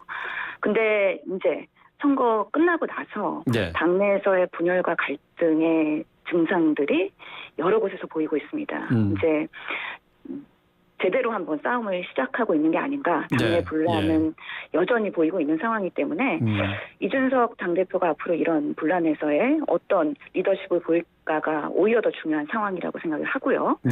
특히나 그동안에 이준석 당대표는 분열의 리더십이나 가벼운 언행 그리고 상대를 조련한 듯한 언행들을 하는 모습들이 상당히 실망스러웠습니다. 집권 여당의 대표로서는 부적절하기 때문에 앞으로는 조금 더 큰 정치를 위해서 이런 부분들을 고쳐 나가셨으면 하는 바람이 있습니다. 네, 언행에 대한 문제 지적해 주셨고 또 신 의원께서 이제 당내 분란을 어떻게 조절해 나갈 것인가 과제가 남아 있다라고 지적하셨는데 이 대표가 어제 이제 자기 정치 한번 해보겠다라고 포부를 밝혔어요. 이제 공천 개혁에 대한 의지를 또 같이 밝혔는데. 근데 일각에서는 이제 공천 룰 개정은 다음 당대표 소관 아니냐 하면서 이제 반발하는 분위기입니다. 순조롭게 진행될 수 있을지. 자, 먼저 국민의힘 배준영 의원의 의견부터 좀 들어볼까요? 네, 제가 기자 간담회 이 발언록을 자세히 보니까 이 자기 정치를 하겠다는 것이 제가 옳다고 생각했던 세상, 제가 옳다고 생각하는 정책, 그리고 제가 옳다고 생각하는 그런 것을 만들어내기에 의견을 많이 투영시키겠다, 뭐 이런 겁니다. 그래서 지금 자기 정치를 해보겠다 하는 것과 공천 개혁이라는 게 워딩상 맞물려 갖고 조금 오해를 살 수 있는 부분이 있다는 점을 제가 좀 말씀을 드리고 싶고요. 어쨌건 지금 저희가 정권 교체를 전후를 해서 저희 당원이 80만 명으로 4배 가까이 늘어났습니다. 그래서 저희가 앞으로 이제 어떻게 해나갈 것인가. 지금 비교적 저희가 여유가 있을 때 혁신을 해야 된다라는 거는 저희가 공감을 할 겁니다. 왜냐하면은 정당이라는 게 사실 상류를 향해서 배를 저어 나가는 거나 다름이 없어서 저희가 멈추고 노를 젓지 않으면 저희는 밀리게 돼 있거든요. 그래서 저희가 뭐 당이 잘 나갈수록 잘 될수록 끊임없이 혁신하고 몸을 낮추는 것에 대해서 필요하고 혁신이는 그 일환으로 봐주시면 좋겠고요. 그리고 뭐 그것을 자꾸 뭐 당권 갈등이나 이런 것으로 확대 하는 것은 조금 기우라고 생각을 하고 네. 혁신과 개혁을 저희가 계속 밀고 나가겠다는 점을 말씀을 드리는 거고요. 예, 예. 그리고 공천 관련해서는 당대표도 이 최고위 검토를 거치겠다고 명확하게 말씀하셨고, 그리고 지금 당정 간에 이제 화합의 분위기가 지금 확고히 자리 잡고 있습니다. 그래서 저희가 시스템으로 공천하고 그것에 대해서 책임지는 네. 그런 것을 이제 준비해 나가는데, 다만 이것은 콘센서스가 뭐 꼭 이루어져야 된다는 것을 전제로 그렇게 말씀드리고 싶습니다. 예. 그러니까 자기 정치한다는 거하고 공천 개혁한다는 내용하고 서로 관련이 없다는 거죠. 자기 정치와 네네. 공천과는 관련 없는 얘기다. 예. 네, 그렇습니다. 예, 신 의원님은 어떻게 들으셨어요? 저희는 그 이준석 당대표의 발언이 상당히 의아하게 들렸습니다. 의아하다. 예, 당대표로서 이때까지 했었던 많은 발언들. 네. 그거는 자기 정치가 아니었다라는 얘기거든요. 이거는 마치 뜨거운 아이스 아메리카노를 얘기하는 것과 같은 표현이라고 생각을 합니다. 네. 그동안 이준석 대표가 보여줬던 여러 정치의 모습, 특히 청년 세대를 볼모로 한 그런 분열과 증오의 갈라치기 정치, 이건 본인의 의지와는 무관했던 것인지 의아하고요. 특히 대선과 지방선거 과정에서 국민에게 지지를 호소하면서 제시했던 여러 가지 정책 공약과 가치들이 있는데 네. 이거는 또 자기 정치와는 다른 것인지 의문이라는 생각이 듭니다. 그럼에도 불구하고 지금 더불어민주당의 경우에는 공천 시스템이 시스템 공천으로 당원 당규에 네. 잘 담겨 있기 때문에 그런 시스템 공천 그리고 공천 혁신을 하겠다라는 그 취지는 저희는 긍정적으로 보고 있습니다. 네, 예. 그런 면에서 또 이준석 대표의 앞으로의 리더십에 대한 부분도 성공적으로 공천 개혁할 수 있는지 좀 지켜봐야 되는 부분이라 생각합니다. 예, 알겠습니다. 배 의원께 하나 더 추가로 좀 질문을 드릴게요. 자, 이게 공천 시스템화, 네, 공천 개혁, 공천 룰 개정. 이거는 결국 그 당 내에 갈등이 더 심화되는 계기가 되지 않을까 싶은데 이 부분은 어떻게 보세요? 글쎄요. 그래서 제가 말씀드린 거는 최고위와 그리고 전 당원의 어떤 컨센서스를 이제 전제로 말씀을 드린 거고요. 그리고 지금 어차피 당대표 공천 권한이 있습니다. 그래서 국민의힘 당원 당규를 보면은 공관위를 당대표가 최고위원회 의결을 거쳐서 12인 의원으로 구성한다든지 네네. 뭐 여러 가지 이제 정해진 것이 있는데 그것에 대해서 좀 진일보한 그런 아이디어를 내서 그것을 저희가 토의하는 거는 민주주의 한 과정이라고 그렇게 생각을 합니다. 그리고 아까 신 의원님께서 저희가 분열의 갈라치기의 리더십 이런 거 말씀을 하셨는데 제가 이 말씀을 드리고 싶은데 저희가 창피하게도 2008년 7월서부터 여태까지 그 당 대표 중에 임기 만료를 하신 분이 황 의원 대표 딱 한 분밖에 없으세요. 네, 그 전에는 정말 저희가 재보궐이라든지 총선이라든지 탄핵이라든지 지방선거 총선에 져갖고 이제 중간에 다 그만두셨는데 그때는 친박 친이라는 그런 프레임이 있어갖고 저희 당이 사실상 한 가족 두 살림을 하고 있었습니다. 그렇지만은 지금과 같이 당이 정말 정권 교체를 이루고 명실상부하게 하나가 된 적이 또 있었나? 네, 그런 말씀을 좀 드리고 싶습니다. 네, 예. 분열과 갈라치기 리더십은 아니다 그런 말씀이신데, 신현영 의원께서 덧붙일 그런 말씀은 없으시죠? 예, 지금 선거 끝나고서는 당내에서 여러 가지 그 갈등 상황이 계속 조장되고 있죠. 민들레 모임이나 여러 가지 신의를 가진 공방들이 있기 때문에 그런 부분에 있어서의 앞으로의 그 국민의힘에서의 얼마나 이 갈등이 더 악화될지 아니면은 이런 것들이 해소되고 또 해결되는 방안으로 갈지는 좀 지켜봐야 된다는 생각이 들고요. 특히나 공천 시스템 관련해서는 이게 쉽지는 않은 시도입니다. 고인물과 새로운 물 구분 짓는 기준을 세우는 것 자체가 쉽지 않기 때문에 이런 부분에 있어서 어떻게 성공적으로 공천 개혁이 이루어질지는 한번 지켜볼 부분이다라고 말씀드리겠습니다. 신 의원께서 민들레 모임 얘기를 잠시 하셨기 때문에 그 질문 추가로 더 드릴게요. 지금 민들레 모임에 장제원 의원은 합류하지 않기로 결정을 했습니다. 그러면서 이제 이용호 의원은 오해는 풀고 소나기는 피해 가야 한다 이렇게 얘기를 했습니다. 민들레 모임 당 내에서 더 이상 큰 문제는 만들어내지 않는 것인지 이제 해결이 된 것인지 당내 의견 여론은 어떻게 나오고 있나요?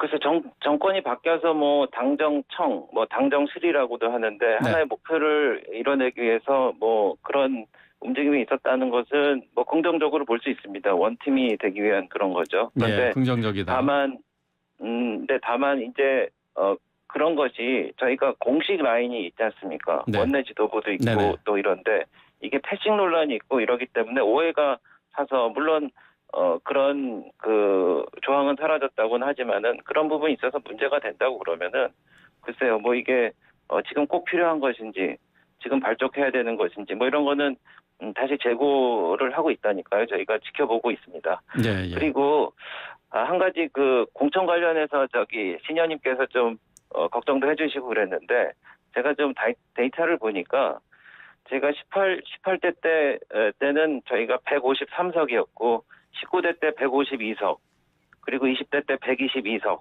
21대 103석 저희가 자꾸 줄어들고 있어요. 그러니까 물론 선거라는 게 바람도 있고 정권 교체도 있겠지만은 저희가 좀 시스템에 있어서 좀 문제가 있다고 하는 게 스스로 여실해진다고 그러면은 밝혀진다고 하면은 저희가 그런 쪽에도 좀 노력을 해야 되지 않나 뭐 그런 쪽으로 봐주시면 감사하겠습니다. 예. 지금 뭐 이준석 대표의 성상납 의혹과 관련한 윤리위원회 24일로 예정돼 있다가 27일로 또 연기가 됐습니다. 지금 윤리위원회에서 징계 결정이 나올 경우 상당히 큰 혼란상이 연출이 되지 않을까 싶은데 말이죠. 앞으로 윤리위의 결정 어떻게 전망하는지 두 분 의견 차례로 좀 들어보겠습니다. 배 의원님부터 좀 말씀해 주시겠어요? 네, 그 윤리위에서 그 공평 무사하고 뭐 이른바 크리스탈 클리어하게 뭐 밝혀질 것이라고 보고 있고요. 네. 그 이준석 대표도 당당하게 이 공개 심의를 요청하고 있는 상황이라서 이 상황을 뭐 함부로 예단하는 것은 맞지 않는 것 같고 또 제가 윤리위원도 아닌데 성급히 말씀드릴 수 없을 것 같습니다. 그래서 그 관련된 자료라든지 조사된 부분을 이제 윤리위에서 이제 심층적으로 이렇게 다루고 또 하겠죠. 근데 다만 그 언론은 물론 외부에서조차 그 징계 가능성에 대해서 얘기하고 뭐 조기 전당대회까지 꾸준히 뭐 말씀하시고 그래서 이제 이 전당대회를 통해 선출된 2년 임기 공당 대표 임기를 당내도 아닌 뭐 곳에서 이제 흔들려고 하는 것은 좀 적절치 않아 보이고요. 예, 그래서 윤리위원회에서 아주 정확한 판단을 할 수 있을 것이라고 봅니다. 예, 알겠습니다. 신 의원님 어떤 의견 갖고 계신가요? 예, 우선은 윤리가 24일에서 27일로 연기가 됐죠. 그래서 시간 끌기 하는 거 아니냐. 이건 좀 의구심이 드는 부분이 있고요. 실제로 민주당은 지선 전에 저희도 성비위 사건이 발생하면서 선거에 영향이 가더라도 빠르게 저희가 탈당 조치를 했던 정말 아픈 살을 도려내는 그런 감행을 한 만큼 국민의힘에서도 이런 성비 문제에 대해서는 무관용 원칙을 적용해서 빠르고 그리고 선명하게 해결을 하는 게 정말 국민들이 바라보시는 그런 눈높이에 맞는 게 아니냐라는 생각을 갖고 있습니다. 예, 알겠습니다. 계속해서 민주당 쪽 얘기를 이제 좀 해보겠습니다. 오늘 민주당 비대위가 출범을 했습니다. 첫 회의를 가졌습니다. 우상호 비대위원장이 어제 이제 기자들과 얘기하면서 이제 계파 갈등 극복을 얘기하는 과정에서 지금 뭐 수박이라는 표현을 하지 못하도록 그러니까 인신 공격성 발언을 하게 되면 가만히 있지 않겠다 이렇게 얘기를 했어요. 자, 과연 이게 의원들에게 효과가 있을 것인지 어떻게 보시는지 두 의원 얘기를 좀 차례로 들어보겠습니다. 신 의원부터 좀 얘기해 주시겠어요?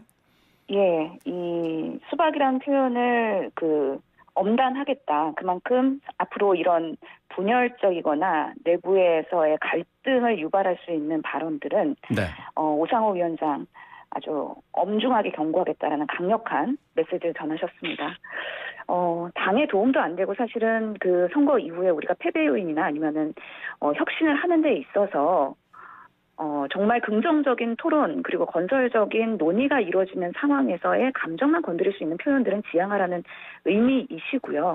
그러면서 우리 당에서는 뭐 다양한 그런 의견 표출은 보장해드리고 또 앞으로 토론회 좋은 장을 마련해야 되겠지만 이런 부분에서 인신공격성이나 감정 건드리는 언어는 앞으로는 지양해야 된다. 그리고 그것을 지도부가 빠르게 정리하겠다라는 상징적인 예시였다라고 생각을 합니다. 네. 또 의원 워크숍을 통해서요.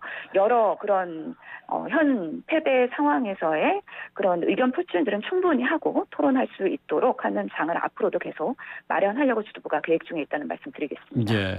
우상호 위원장이 수박 발언을 한 의원에 대해서 가만 놔두지 않겠다, 가만두지 않겠다고 했는데 징계도 준비하고 있는 건가요?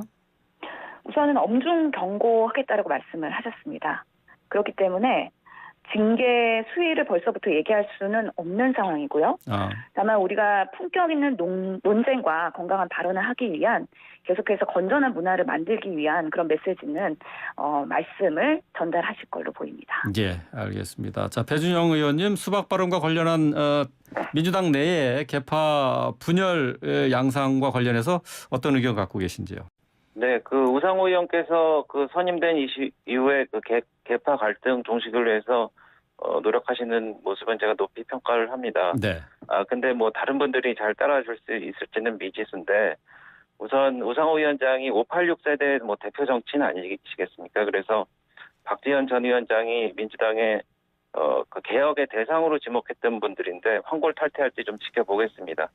그리고 또 하나는 이게 이런 양상이 사실상 양산되어 왔다고도 볼 수 있는데 뭐 죄송하지만 문재인 전 대통령께서 2017년 4월에 민주당 대선 후보 경선 당시에 비단 문자 폭탄에 대해서 뭐 경쟁을 더 흥미롭게 만들어주는 민주주의의 양념 같은 것이라고 언급하고 그래서 이런 게 관행화돼서 사실 홍영표 의원이 얼마 전에 이재명 책임론을 거론했다가 네. 3m짜리 뭐 대자보도 보시지 않았습니까? 예. 그래서 민주당 내부에서도 뭐 이상민 의원께서 이거는 정말 안 된다고 말씀을 하셨는데 저희가 좀 지켜보겠습니다. 예, 알겠습니다. 친윤계 의원의 민들레가 이제 국민의힘 개파 사조직으로 만들어질 그런 조짐을 보이고 있는데 민주당에는 이재명계로 분류되는 의원 모임이 있죠. 철험회. 이 철험회 해체와 관련해서 갈등이 계속 빚어지고 있어요. 이것은 어떻게 봐야 할 것인지 자, 신현영 의원부터 얘기 좀 들어볼까요? 예, 우선 질문이 저는 조금 정정되어야 된다고 보는데요. 그래요? 철험회 모임은 이재명계로 분류되지는 않고 네. 이게 일맥상통하는 이야기는 아닙니다. 그렇기 때문에 철험회는 철험회 자체로서의 그런 그동안의 조직으로 활동을 했던 걸로 보이는데 민주당이 이번에 지방선거가 패배하면서 광화문 포론, SK계도 해체 선언을 했고요. 네네. 또 지금 NI계도 해체 선언을 한 만큼 이런 해체는 자발적으로 이루어져야 되는 거지 외부에서 뭔가 강경하게 해체를 시킬 수 있는 상황은 아니라고 생각합니다. 다만 이런 여러 모임들이 있을 수 있는데 이 모임이 당의 정말 미래지향적인 건설적인 방향으로서의 토론을 할 수 있는 조직일 것이냐 그렇지 않을 것이냐. 네. 그 조직의 명호는 스스로가 판단할 문제라고 생각하고요. 네. 그 하나하나의 위원들이 노력해야 되는 부분이라고 생각을 합니다. 그런 부분 또한 포함해서 앞으로 민주당 내에서의 여러 가지 당내에서의 그런 모임들과 조직들이 어떻게 활발하게 건전하게 품격 있게 토론이 되고 이게 정책으로 반영될 수 있을지에 대한 브레인스토밍도 지속하겠다라고 말씀드리겠습니다. 예, 이재명계로 분류된다라고 제가 이제 말씀을 드렸는데 이거는 사실과 다르다 이런 말씀이시죠? 이재명 의원과 관련된 내용에서 철험회 소속 의원들이 대체로 보면은 이재명 의원을 옹호하는 발언들을 많이 하기 때문에 그렇게 불려지는 것 아닐까요? 예, 일부 의원들이 뭐 예를 들어서 김남국 의원이나 그런 분들이 네. 철험에 있기 때문에 오인을 받는 거라고 생각이 들고요. 몇몇 구성을 보시면 모든 회원들이 뭐 이재명계라고 할 수는 없는 모임이고 예. 사실 이전 우리 당 초기부터 있었던 모임이기 때문에 조금 그 오리진 그리고 조직 구성부터가 조금 다르지 않나 하는 말씀을 드린 겁니다. 알겠습니다. 배준영 의원께서는 뭐 덧붙일 말씀 있으실까요? 네, 그래서 저한테 덧붙이라고 말씀을 하시니까 철험에는 철험회 네, 철험에는 뭐 해체돼야 된다고 저는 생각을 하고 있고요. 네.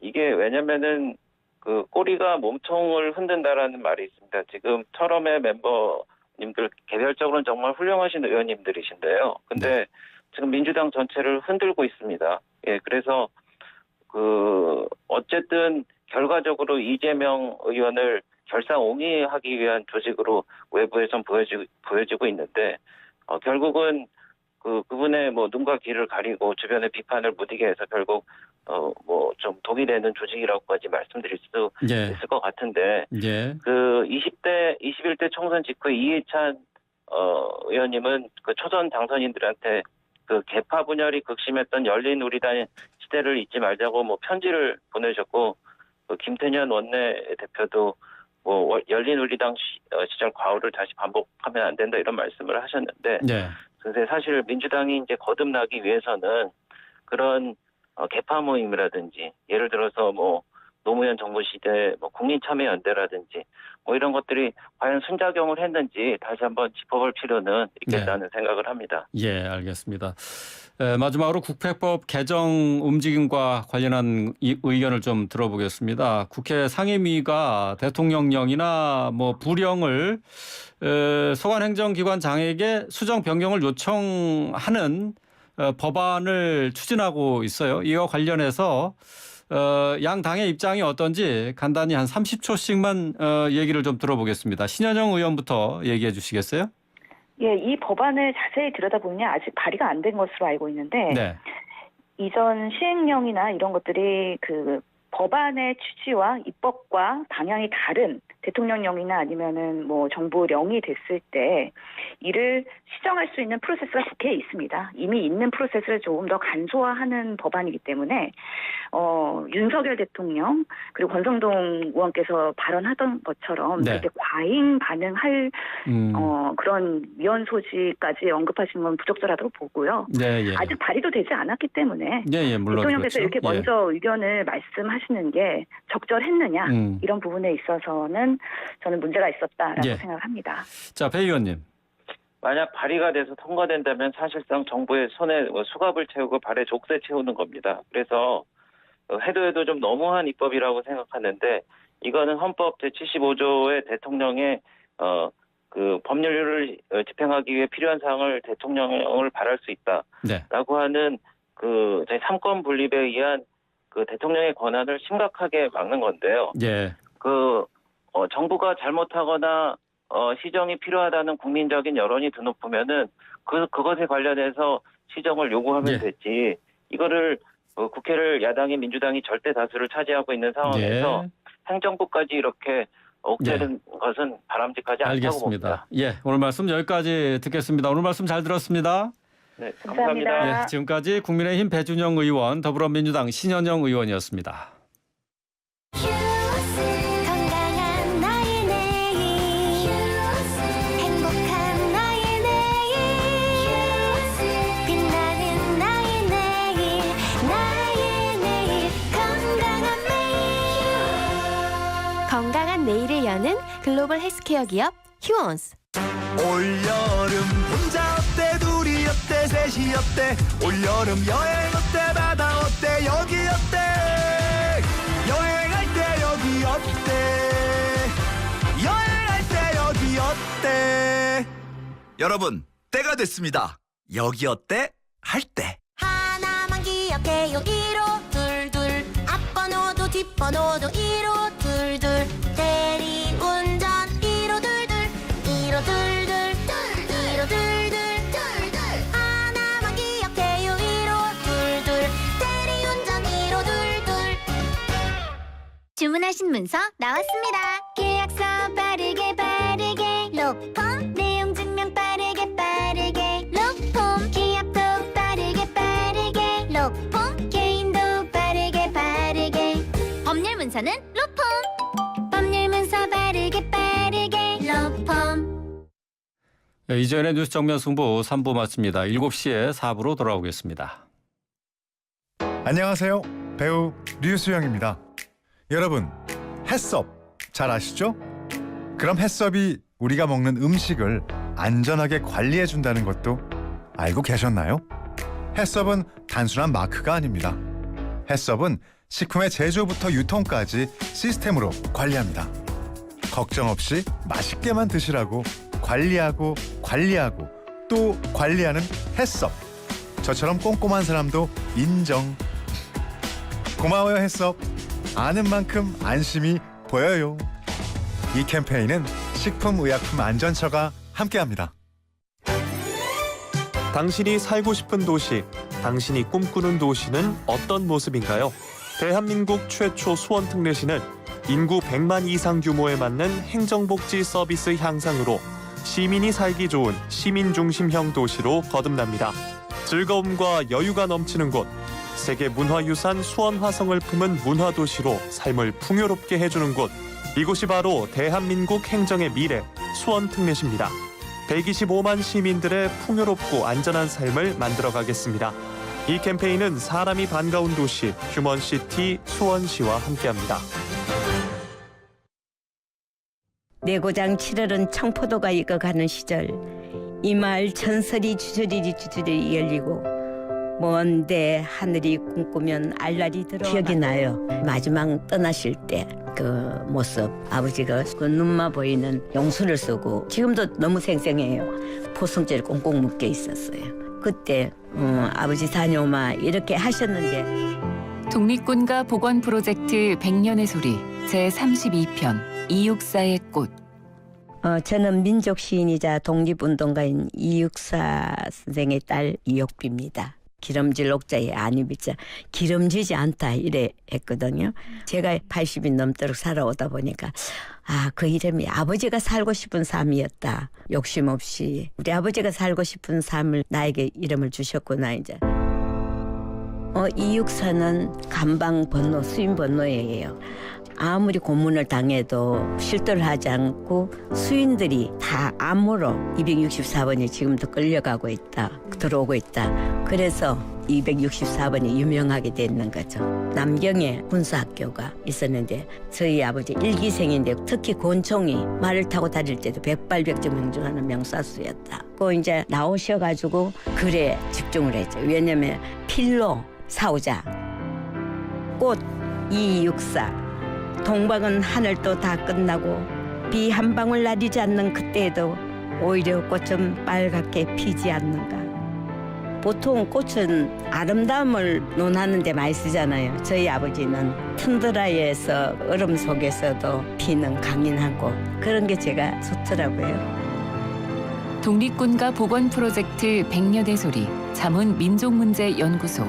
이 프로그램은 예술을 발견하다 경기 아트센터와 함께합니다.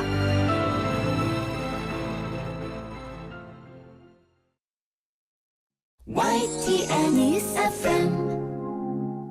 삼성과 함께하는 뉴스 FM 날씨와 교통 정보입니다.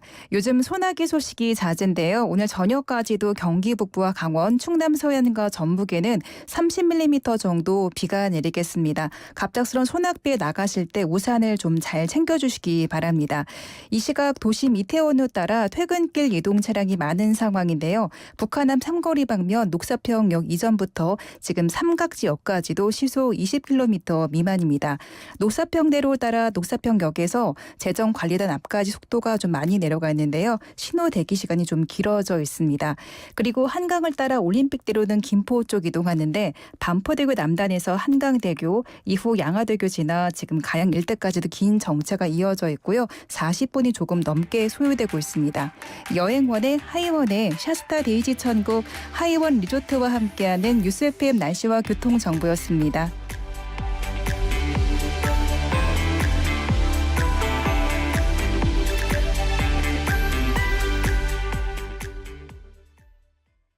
사장님 웃음 짓는 세모가게, 사장님들 돈 버시는 세모가게. 매출 조회는 기본, 절세까지 도와주는 KT 세모가게로 가게 경영을 손안에. 사장님 힘내세요, 세모가게 있잖아요. KT 세모가게에서 K뱅크 금융서비스도 이용할 수 있어요. FM 94.5MHz YTN 뉴스 FM입니다. HLQV. All about news.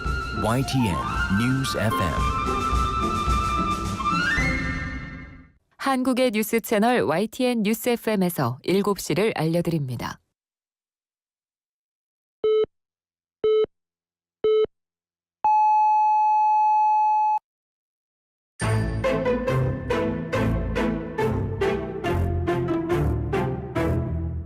이재윤의 뉴스 정면 승부.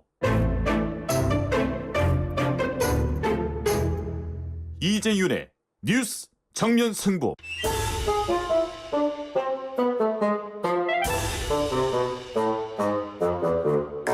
이재윤의 뉴스 정면 승부.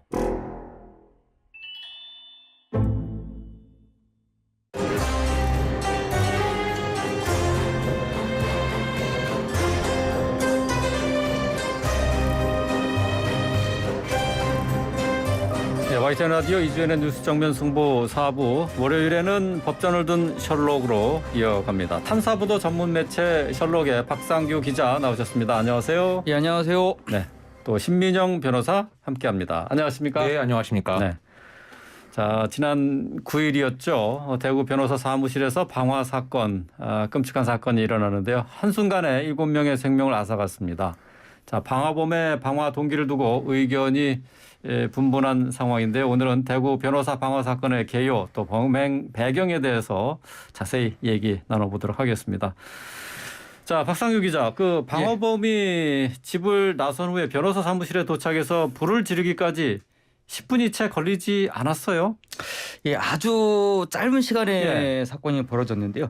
9일 오전에 벌어진 사건이죠. 그 참사가 벌어지기 전에 이분께서 민사소송 하나가 패소를 했습니다. 네. 그러면서 집에 갔다가 그 대구 범어동 자택에서 10시 47분에 정확히 CCTV에 찍혔고요. 그때 나왔고 그 사건이 벌어진 참사가 벌어진 법무빌딩에는 10시 53분 약 6, 7분 뒤에 도착을 하죠. 그리고 그 건물에 도착하고 2층 올라가서 약 20여 초 만에 화재가 발생했습니다. 네. 10분이 채 안 걸렸죠. 그러니까요. 이 소방차 60여 대, 소방 인력 160명이 동원이 됐지만 7명이 목숨을 잃었고 부상자도 50명에 가깝습니다. 이렇게 많은 사람이 죽고 다친 이유 어디에 있었나요? 일단은 그 참사가 벌어진 그 건물 사무실이요. 약 10여 평으로 좀 작았습니다. 그리고 그 방화를 일으켰던 그 가해자 천나무계 씨 그분께서 출입구가 하나였는데 출입구 쪽에서 이제 인화물질 뿌리고 불을 붙였고 그러면서 대피하기가 좀 많이 힘들었을 걸로 좀 추정이 되고요. 사망하신 분들 안타깝게 돌아가신 분들 같은 경우 대부분 일산화탄소로 중독으로 좀 사망하셨거든요. 그러니까 아마 대피를 못 하셨던 것 같습니다. 그래서 큰 참사가 벌어진 것 같습니다. 예. 이 사건이 조금 복잡한데 말이죠. 지금 이 방화로 본인도 뭐 죽었지만은 7명이 어쨌든 사망자가 발생했어요. 이 사람이 결국은 지금 투자금에 대해서 투자금을 받지 못하자 여기에 대해서 지연 손해금을 달라면서 낸 소송 때문에 이게 시작이 된 거잖아요. 네, 뭐 정리를 하자면 이 가해자라고 하겠습니다. 가해자의 경우에는 2013년도에 그 대구의 한 주상복합 아파트 신축 시행 사업에다가 6억 8천만 원을 투자를 했습니다. 그런데 이 투자금을 돌려받지 못하자 이 개발 회사 법인을 상대로 이 투자금을 돌려달라는 소송을 냈고 그래서 뭐 이 재판 결과 이 시행사 이 회사는 이 가해자한테 돈을 돌려주라라고 판결이 나왔었습니다. 근데 판결에도 불구하고 왜 이 사람이 돈을 못 찾아갔냐 이걸 좀 따져보면 보통 이런 개발 사업 같은 경우는 시행사가 돈을 여러 군데서 빌리는데 이 채권 사이에 순위가 있는 경우가 있습니다. 보통 앞순위에 오는 데는 금융회사들인데 이 금융회사들 같은 경우에는 이자율 이 낮은 대신에 유사시에 이 뭐 부지라든지 이런 걸 경매를 해서 돈을 먼저 찾아올 수 있게 이렇게 돼 있어요. 하지만 후순위인 경우에는 뭐 금융기관이 아닌 일반 법인이라든지 개인 같은 일반 투자자들인데 수익률은 높은 대신에 유사시에 그 은행이 먼저 돈을 찾아가고 남은 금액이 있을 경우만 거기서 찾아갈 수 있게 그렇게 구조가 구성이 돼 있는 경우가 많습니다. 뭐 사업이 잘 되고 순조롭게 되면 높은 가격에 팔리고 그러면 선순위 은행도 돈 찾아가고 후순위에 있는 일반 투자들도 돈을 찾아갈 수가 있는데 그렇지가 못하고 이 뭐 사업이 실패해서 이 부동산이라든지 부지가 경매에 들어가면 이 경매 보통 낮은 가격으로 팔리게 되죠. 이 돈을 갖고 나눠 갖게 되는데 보통 선순위인 은행들이 나눠 갖기에도 부족한 경우가 많아요. 그래서 이 뭐 아직까지는 밝혀지지 않았지만 이분 같은 경우도 후순위로 아마 투자를 했고 이런 뭐 사업이 순조롭지 못하자 그 후순위인 이 이 가해자 같은 경우에는 돈을 돌려받지 못한 그런 경우가 아닌가 저는 생각을 하고 있습니다. 이게 지금 민사소송이잖아요. 네. 그러니까 부동산, 그러니까 주상복합 투자를 한 건데 여기서 돈을 돌려주라라는 그 판결을 받았음에도 결국 돈을 받지 못했단 말이죠. 네.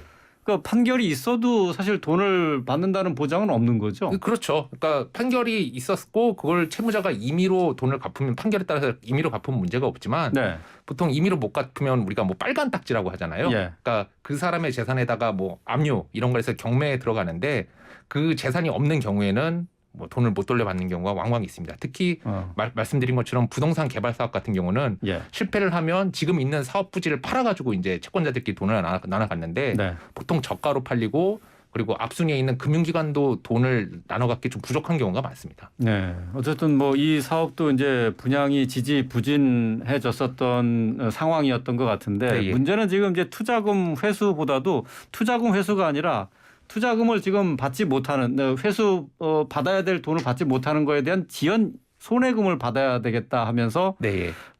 소송을 했고 이걸 지금 받기로 받는 거로 민사소송에서 이제 판결이 났는데도 불구하고 이 지연 손해금 전혀 받지를 못한 상황이에요. 근데 이거 받을 수 있는 방법이 따로 있는 거는 아니죠. 뭐 그래서 이제 여러 소송이 제기됐고 처음에 제가 말씀드렸듯이 시행사 개발회사 상대로는 승소를 했는데 돈을 돌려받지 못하니까 이 가해자가 두 번째로는 대표이사 개인을 상대로 또 소송을 걸었던 걸로 알고 있습니다. 이때 이 가해자가 들고 나왔던 법리가 법인격 남용이라는 법리였다고 해요.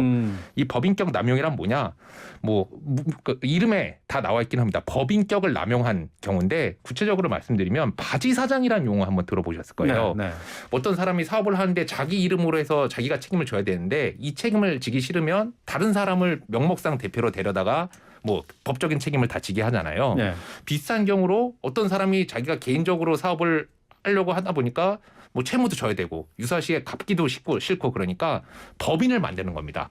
법인을 만들어서 이 법인이 다 채무를 지게 하고 유사시에는 이 법인한테만 다 책임을 지우게 하고 뒤에 있는 개인이 쏙 빠져나오는 경우인데 이렇게 법인을 앞세워서 개인이 책임을 피하는 걸 막기 위한 법리가 법인격 남용. 그 뒤에 있는 개인에게 책임을 묻겠다는 게 법인격 남용의 법리인데 이게 저도 몇 번 주장을 해봤는데 현실 재판에서 잘 안 받아들여집니다. 안 받아들여져요? 네. 그러니까 거의 뭐 동일하다. 그러니까 바지 사장은 빠져나갈 수 있다는 얘기네 결국은. 네. 뭐 바지 사장처럼 이렇게 법인 같은 경우 그러니까 뒤에 있는 개인한테 책임을 잘 인정하지가 않아요. 법인. 그래서 아마 이 사람 같은 경우도 뒤에 있는 개인한테 소송을 제기했지만 법인격 남용이 받아들여지지 않아서 그거 역시 패소를 했고 이 패소된 사건이 이 사건의 발단이 된 걸로 좀 그렇게 파악하고 있습니다.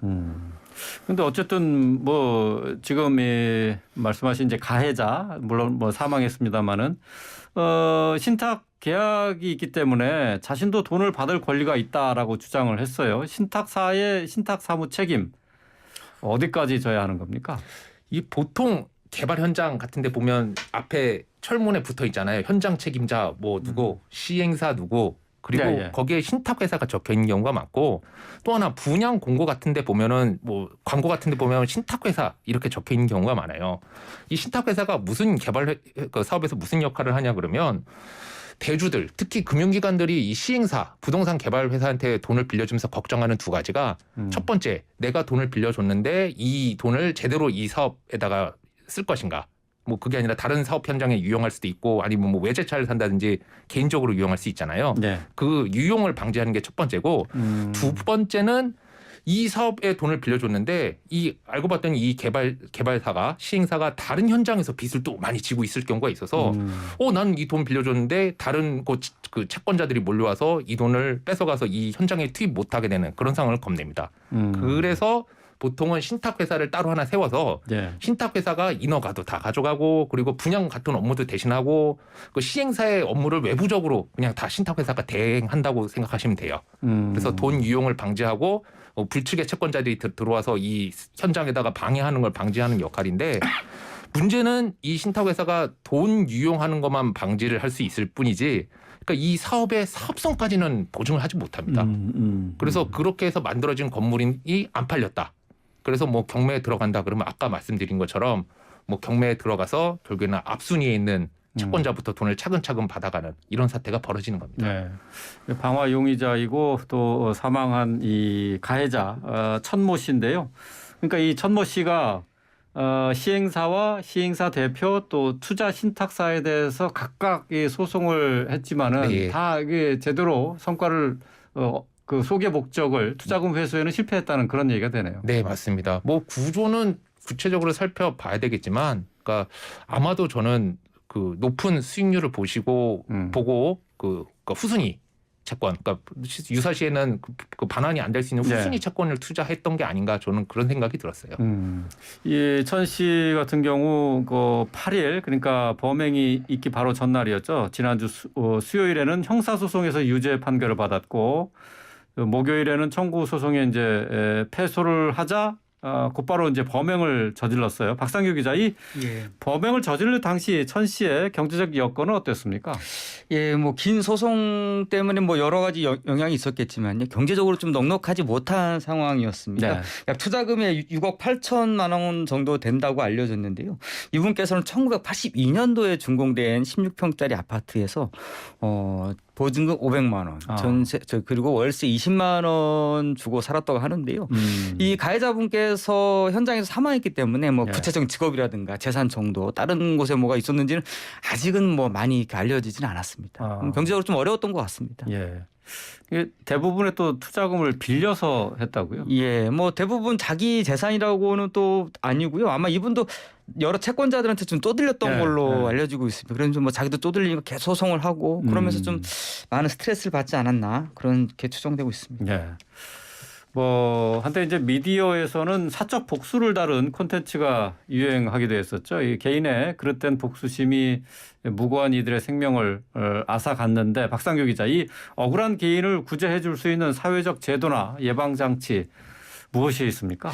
일단은 이분께서 정말로 이제 억울한 상황이었는지는 좀 더 구체적으로 따져봐야 되는데 요즘에는 뭐 사적 복수라든가 뭐 사회적으로 좀 공분이 대상인 사람들 찾아가가지고 뭐 생중계를 한다거나 그런 식으로 좀 많이 돈벌이가 이용되고 있는데요. 사적 복수 같은 경우는 사실 근대 법치 국가에서는 허용되지 않는 거지 않습니까? 그때 이런 거 좀 최대한 자제를 해야 되고 좀 뭔가 결과에 대해 승복하는 문화가 좀 만들어야 되지 않나 싶습니다. 우선은요. 네. 이 법조계에서는 테러 대책 마련을 촉구를 했는데요. 합동부장수를 찾은 한동훈 법무부 장관이 변호사들의 안전을 담보하기 위해서 즉각 특별위원회를 구성하겠다라고 밝혔습니다. 자, 신 변호사님, 이 특별위원회 정확히 어떤 업무를 수행하게 되는 거죠? 네, 대한변호사협회에서 일단 특별위원회를 구성을 했고, 뭐 주로 일단 세 가지 활동을 하는 걸로 알려져 있습니다. 그래서 대구지방변호사회에 1억 5천만 원을 성금으로 기탁하고 또 법무법인과 회원들을 상대로 4주간 성금 모금에 나섰다고 하고요. 또 유사 사건의 재발을 막기 위해서 전국에 있는 회원들, 변호사들한테 신변위험 사례가 없었는지 설문조사를 통해서 실태 파악에 나섰다고 합니다. 그리고 세 번째로는 변호사 등 법률사무 종사자를 겨냥한 폭력행위에 대한 처벌을 강화하는 입법 활동도 병행할 계획이라고 그렇게 알려져 있습니다. 신 변호사님 어떻습니까? 그 현장에서 느끼시는 거. 그러니까 아무래도 재판에 서로 상대가 있는 것이기 때문에 서로 이제 감정적으로 좀 격해질 수 있고 의뢰인이나 상대 측 의뢰인들의 어떤 협박이나 그런 것도 받아보신 적이 있으실까요? 실제로 이 사건이 터지고 이제 변호사 인터넷 커뮤니티에서 이런 피해 호소 같은 게 굉장히 많이 올라왔었습니다. 그러니까 그 법원에 찾아간다는 게 보통 일생일대 가장 뜨거운 일들을 들고 가시잖아요. 그렇죠. 그렇기 때문에 굉장히 격앙돼 있으신 경우가 많고 모두가 억울한 분들이에요, 사실은. 맞습니다. 억울하기 때문에 찾아가는 경우 굉장히 격앙된 경우가 많아서 자칫 이제 잘못하다가는 이렇게 뭐 감정적으로나 아니면 뭐 법적으로는 해서는 안 되는 일을 하시는 경우가 많다고 좀 알려져 있고 이 부분에 대해서는 아까 변호사협회에서 조사하고 있듯이 조사라든지 좀 대책이 필요한 그런 상황으로 보입니다. 네. 자, 임세원 교수가 치료한 환자에게 찔려 사망한 이후에 임세원법이 생긴 것처럼 이번 사건이 어떤 대책 이걸 만들어낼 수 있을지 끝까지 관심을 가져봐야겠습니다. 자, 다른 이야기로 넘어가 보죠. 1991년 5명의 남학생이 산에 올라갔다가 백골로 발견된 비극적인 사건이 있었죠. 일명 개구리 소년 사건인데요. 얼마 전 온라인 커뮤니티에서 개구리 소년 사건과 관련해서 흉기와 범인을 추론한 추론한 글이 올라와서 눈길을 끌었습니다.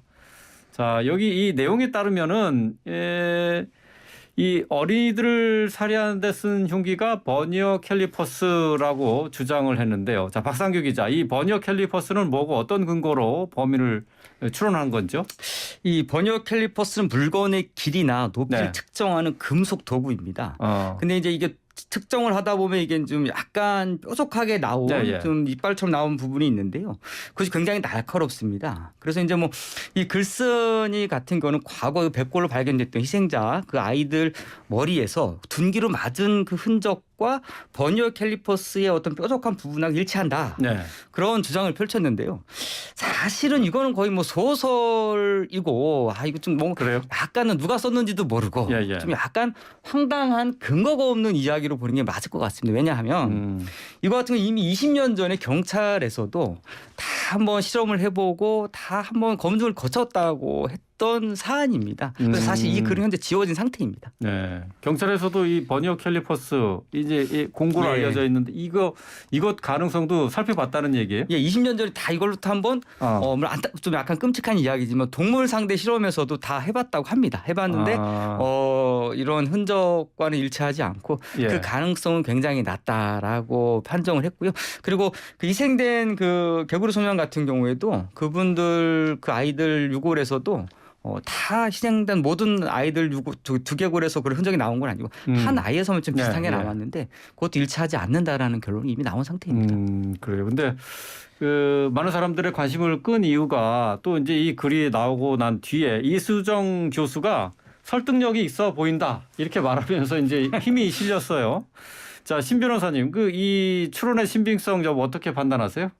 글쎄요, 뭐 이수정 교수님이 그냥 추임새로 그렇게 말씀을 하신 건지 아니면 진지하게 말씀하셨는지 저도 좀 영상이라든지 이런 걸 봐야 될 거긴 한데 저는 이 떠도는 글 보고 옛날에 그 치은 분석이라는 게 떠올랐습니다. 뭐냐면 옛날에 미국에서 유행했던 과학수사 기법 중에 하나인데 이 상처의 모양을 보고 뭐 이빨의 주인이 누군지 아니면 도구가 무엇인지 판단하는 기법이었는데 이게 좀 안타깝게도 나중에 유사과학으로 판명해 놨어요. 한마디로 사이비로 판결이 판단이 됐었습니다. 네. 치은으로 범인 추적하고 그런 그 과학수사 기법 아니에요? 그러니까 그렇다고 생각은 하는데 보통 그게 과학적인 건가 아닌가 생각은 하는데 이게 인정이 되려면 통계적인 바탕, 여러 실험이 바탕이 돼야 되는데 뭐 예를 들어서 좀 잔인한 뭐 비유가 될 수 있지만 똑같은 칼을 사용했어도 칼이 어느 각도에 들어가느냐에 따라서 상처 모양이 완전히 달라지거든요.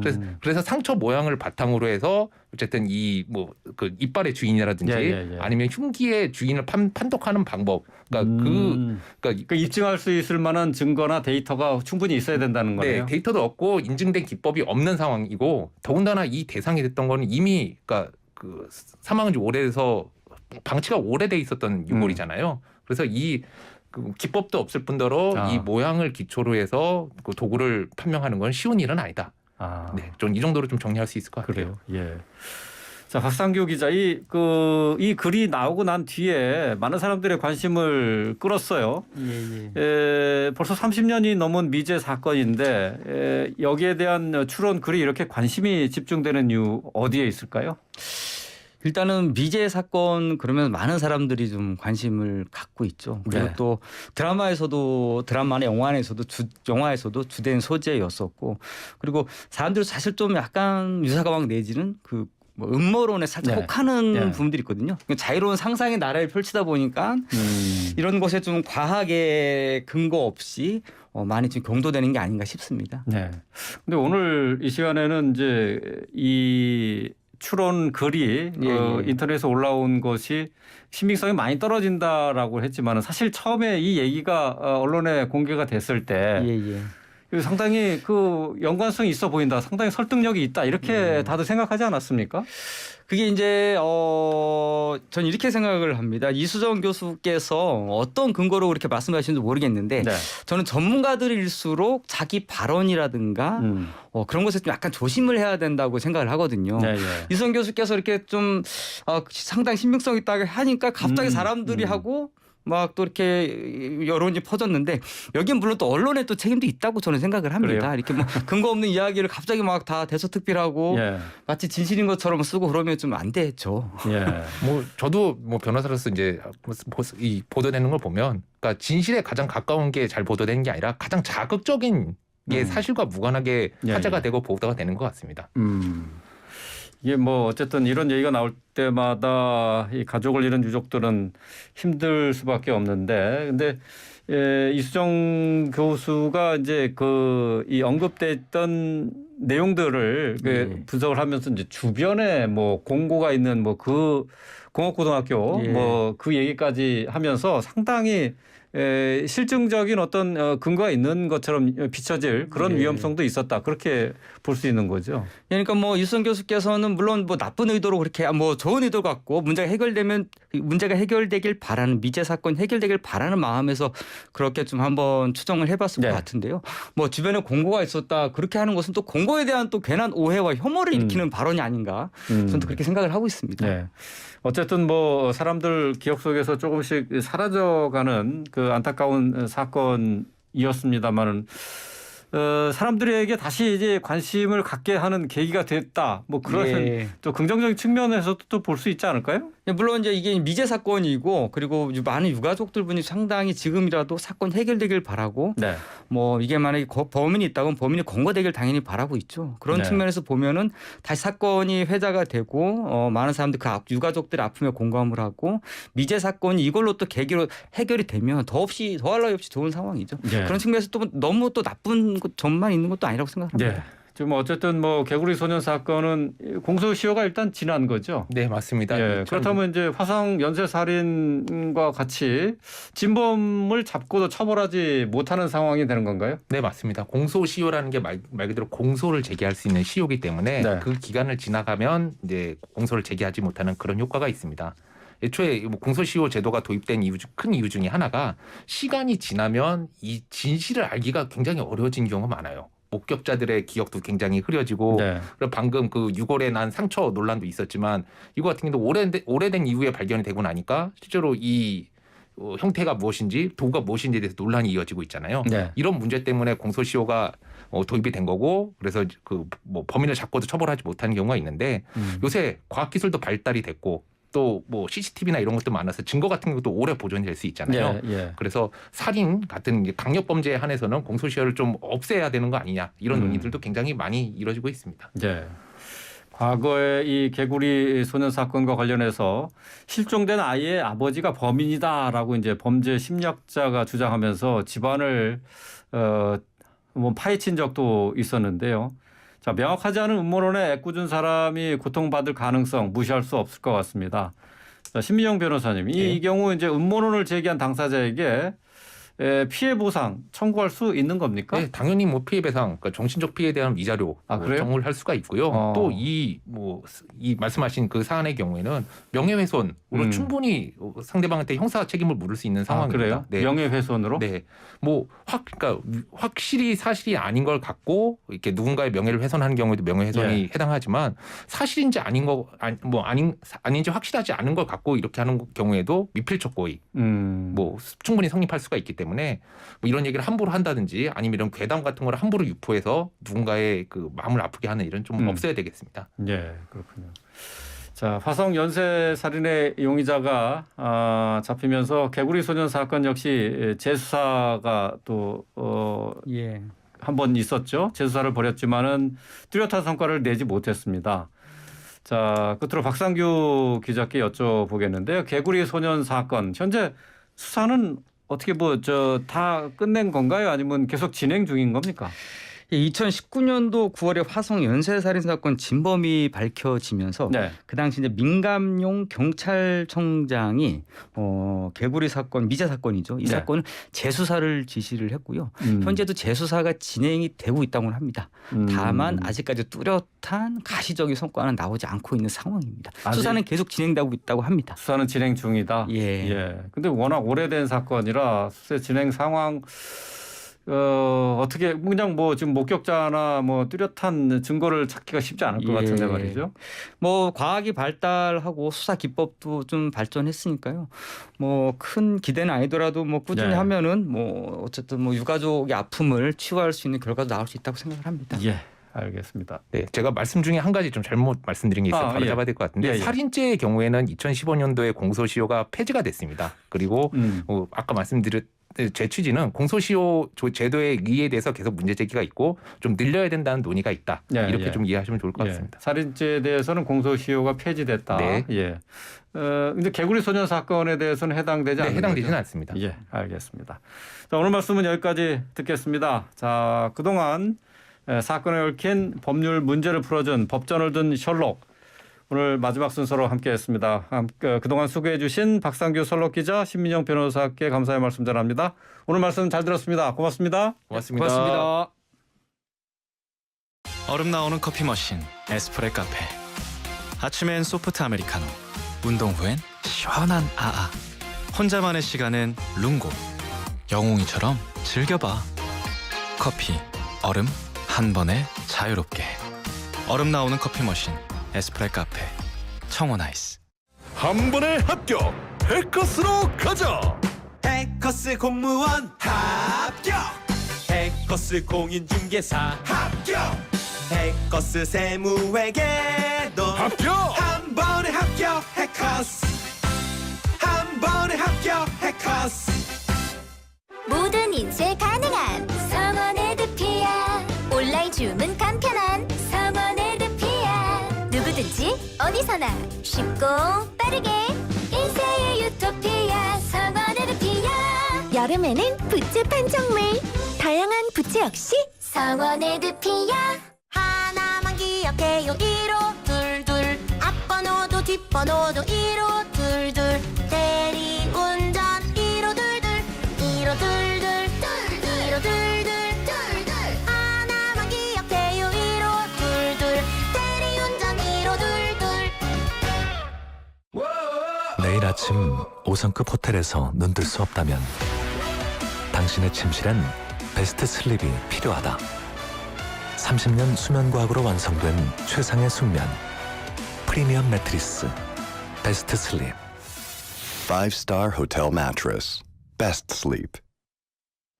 이재윤의 뉴스 정면 승부 오늘 순서 마칩니다. 저는 내일 오후 5시 30분 다시 돌아오겠습니다. 고맙습니다. 의사가 만든 3중 구조 베개 시가드 닥터필러. 기대하라 탁월한 C커브 지지력을. 누려라 압도적인 편안함을. 의사가 만든 3중 구조 베개 시가드 닥터필러. 지금부터 뉴스가 있는 저녁을 YTN TV와 DMB 라디오로 동시에 전해드립니다.